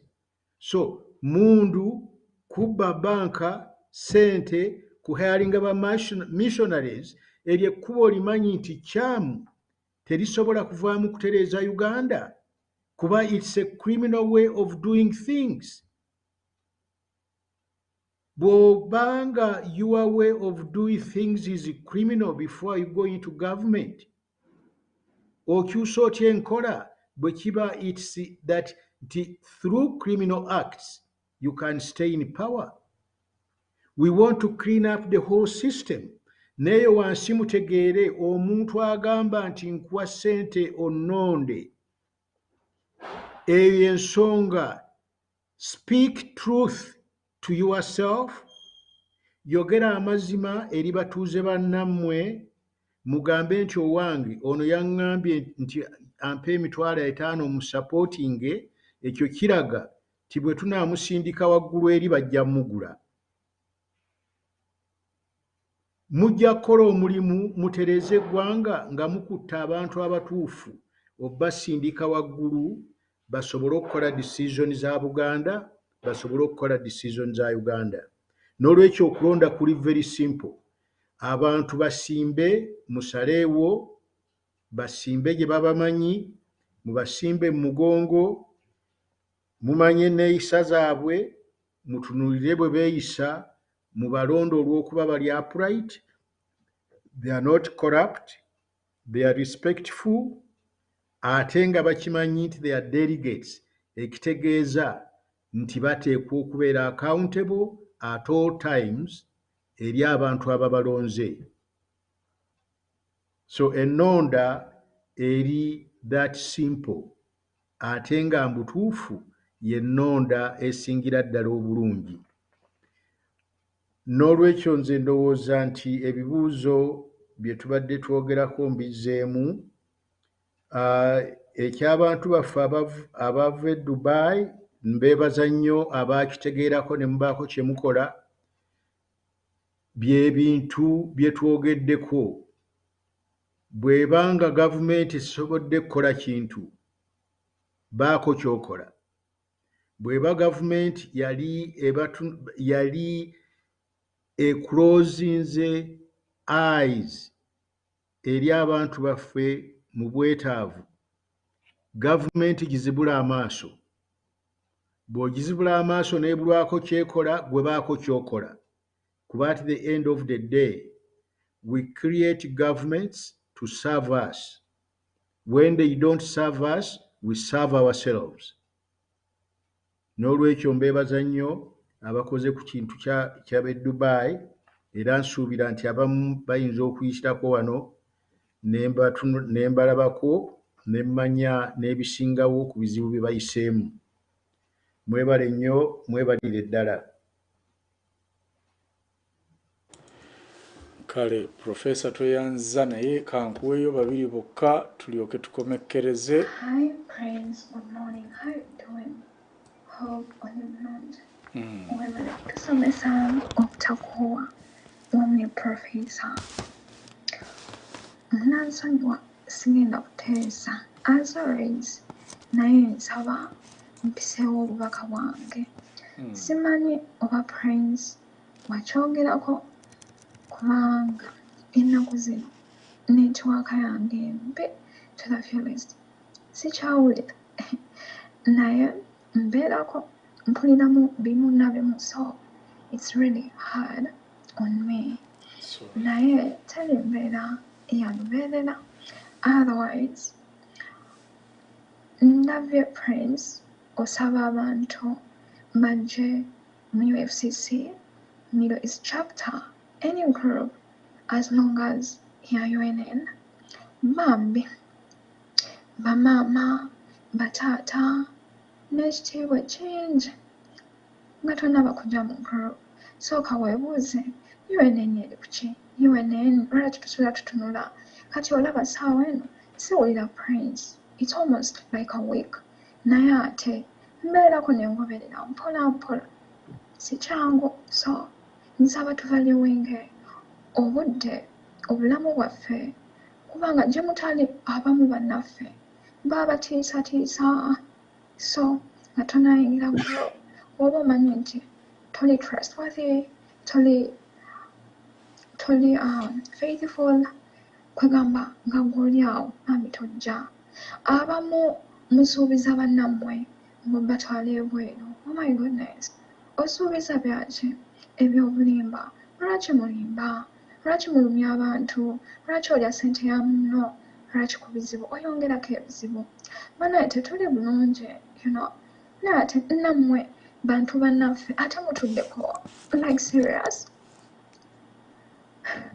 Kinnuma nnyo nga tujja kwewenera ne tuwulira buli lunaku nowulira kino nowulira kiri. Bannaye tubikwate, si byonna nti ogenda biteeka mu mutwe, naye londamu byolaba ebikubasa. Prince n'ajja n'asomesa bannaye, naye tetujja munyumirwa nti Prince yasomeseza n'ensanyuka. Pig, don't just be happy, you know. Naye mazima n'olya ssente za munno, really? Nkutumiddeko naye nga ndi munyiivu, mbadde sigenda recording, naye Prince woleseyo FCC badde nyina okwogerako naye nga mbaagala nnyo ne be sikyalaba nga mulaba repeat cause abamuwamba mbatumiddeko mwebale kugoberera. God is property. I think you know my problem by now. Saga ogambe marate no promising ate notatuukiriza nedda mukwano nkirina mutwe gwange and I'll deal on it. Otherwise, good morning. Abasaba tuzaye dakiika nnya tusabe. Mbaagala nnyo. Bye bye. Kale tweyanza munnaffe kansubire byonna abyogedde sijja kuddamu ate oba kumuddira mu luyimba.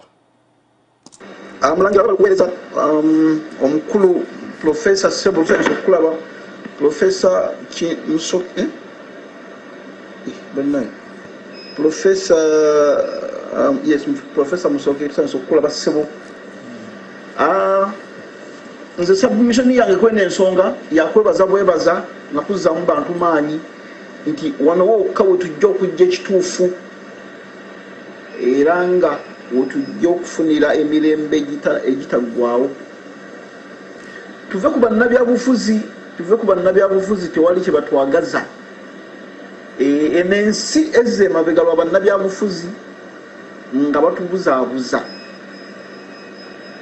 Nojja oli olina akugamba Besigye nga yali emyaka 2 leka ne Kyagulanyi alyeko. Why? Ebintu byakulya bya ssekinnoomu oba tulwanirira ggwanga. So n'olw'ensonga eyo mwami Musoke Gukiina webale nnyo, webalire ddala enteekateeka yonna gye tulaba era nga tusuubira busuubizi nti buli kimu kijja kutambula bulungi. Mukama Katonda ng'ataddeko ekisa kye. Ebintu bitambula bijja kutambula, tebatudde bakankana era nga weboogerera obalaba bonna embeera bali mu yakinnyika ggobe. Buli kye tuteeka wano kye twogera bo kye bakeera ku makya ne batetenkanya balabo bakivaamu. Naye ffe tubagamba abantu bonna mu ggwanga balina okwetaba mu nteesaganya zino. Kati bo kyekikola ki? Ekintu omukulu oli kyatayagala, tayagala kuwulira kintu kiyitibwa 16 Nations of Uganda. Tayagalira ddala kiwulira obulamu bwe. Tayagala kuwulira mawanga 16 ne kingdoms zaago oba n'abafuzi baazo ab'ennono. Tayagalira ddala ku kintu ekyo kiwulira. Ekira kyatayagala okuwulira ye federal system kubanga terina weemuleka ttale. So nabwe ekyo banaye twongeremu amaanyi, twongeremu ddala amaanyi. Mukama abakuume. Nze Mayembe. Kale weebale nnyo, weebalire ddala Professor Siibula kubeera abo tobaddeewo kibuuzo kya nnyo. Tumalirize program. Bannayuganda bannange mbeebaza nnyo okuwuliriza bye nsobodde obbatuusaako, ate mbeebaza nnyo okuba nti mwogedde ekibali ku mitima, naye ebintu byonna nga bwe tubyogedde simanyi bwe tugenda kihandolinga. naye nga tulina okukihandolinga ate obudde tuyinza okuba nga tulina obudde bumpi ddala kuba tekijja tuyamba enkyukakyuka senga zijja ne zigwawo ne zitusanga nga tetwetegese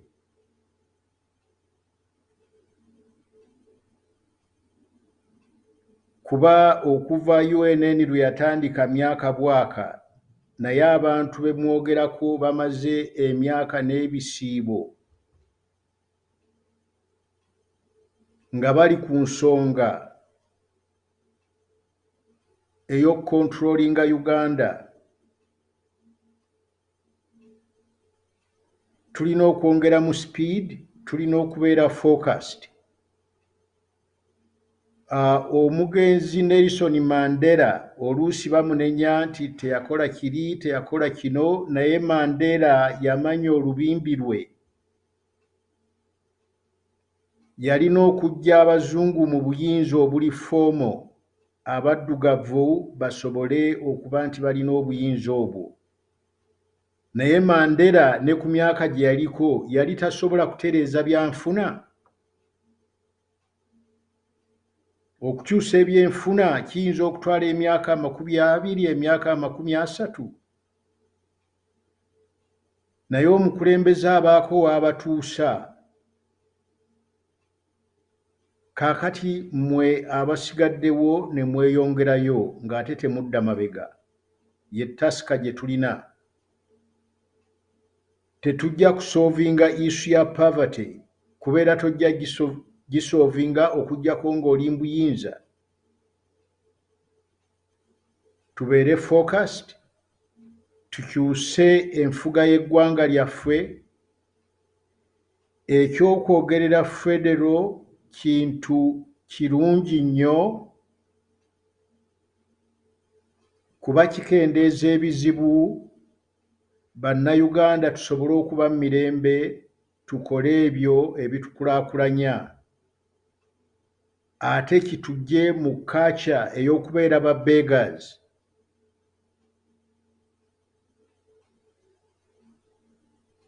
Bw'ebanga Karamoja esobola okufuna emmere ng'abantu bafa enjala,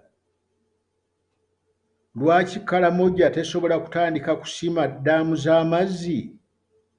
Abantu ababayamba ku mmere babayambe ku dams, kireme kuba nti buli kaseera bajja kuba nga basindika mmere Karamoja, ng'ate Karamoja yennyini bw'eba efunye amazzi eyinza n'okuba ng'esindika emmere ewerako mu bitundu bya Uganda ebirala. Okugeza wano amatooke ge tulya gasinga kuva mu Ankole, ennyama y'ente gye tulya teva mu Buganda, esinga eva bweru wa Buganda. Karamoja can contribute. They have skills, they have land, they lack water. Lwaki tekibeera responsibility ba citizen ba Uganda okuyamba abakaramoja beekolere water dams? That's what a federal system is all about. Atandika ekintu abeere local, abeere member of the nation state. Tutambulire ku musingi ogwa lubaale embeera nga naawe embiro kw'otadde. So mbeebaza mwenna aboogeredde federal.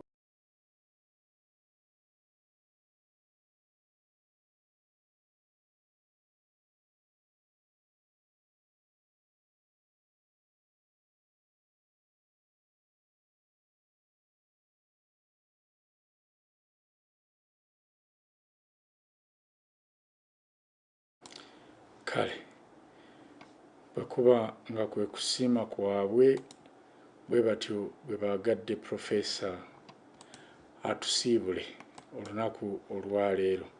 Ebisinga kasita abadde musajja wattu abimaliriza, kati nange ate nsaba mbe ngamba siibulira wano akuume atakumira mpeera. Tugenda kuddingana olunaku olw'enkya mu programu Jako Bucu ate nga tujja kubeera ne Prince Page mu program Faith Matters. Akuume atakumira mpeera, musule bulungi, mweraba. God bless you and God bless Uganda. Bye bye for now.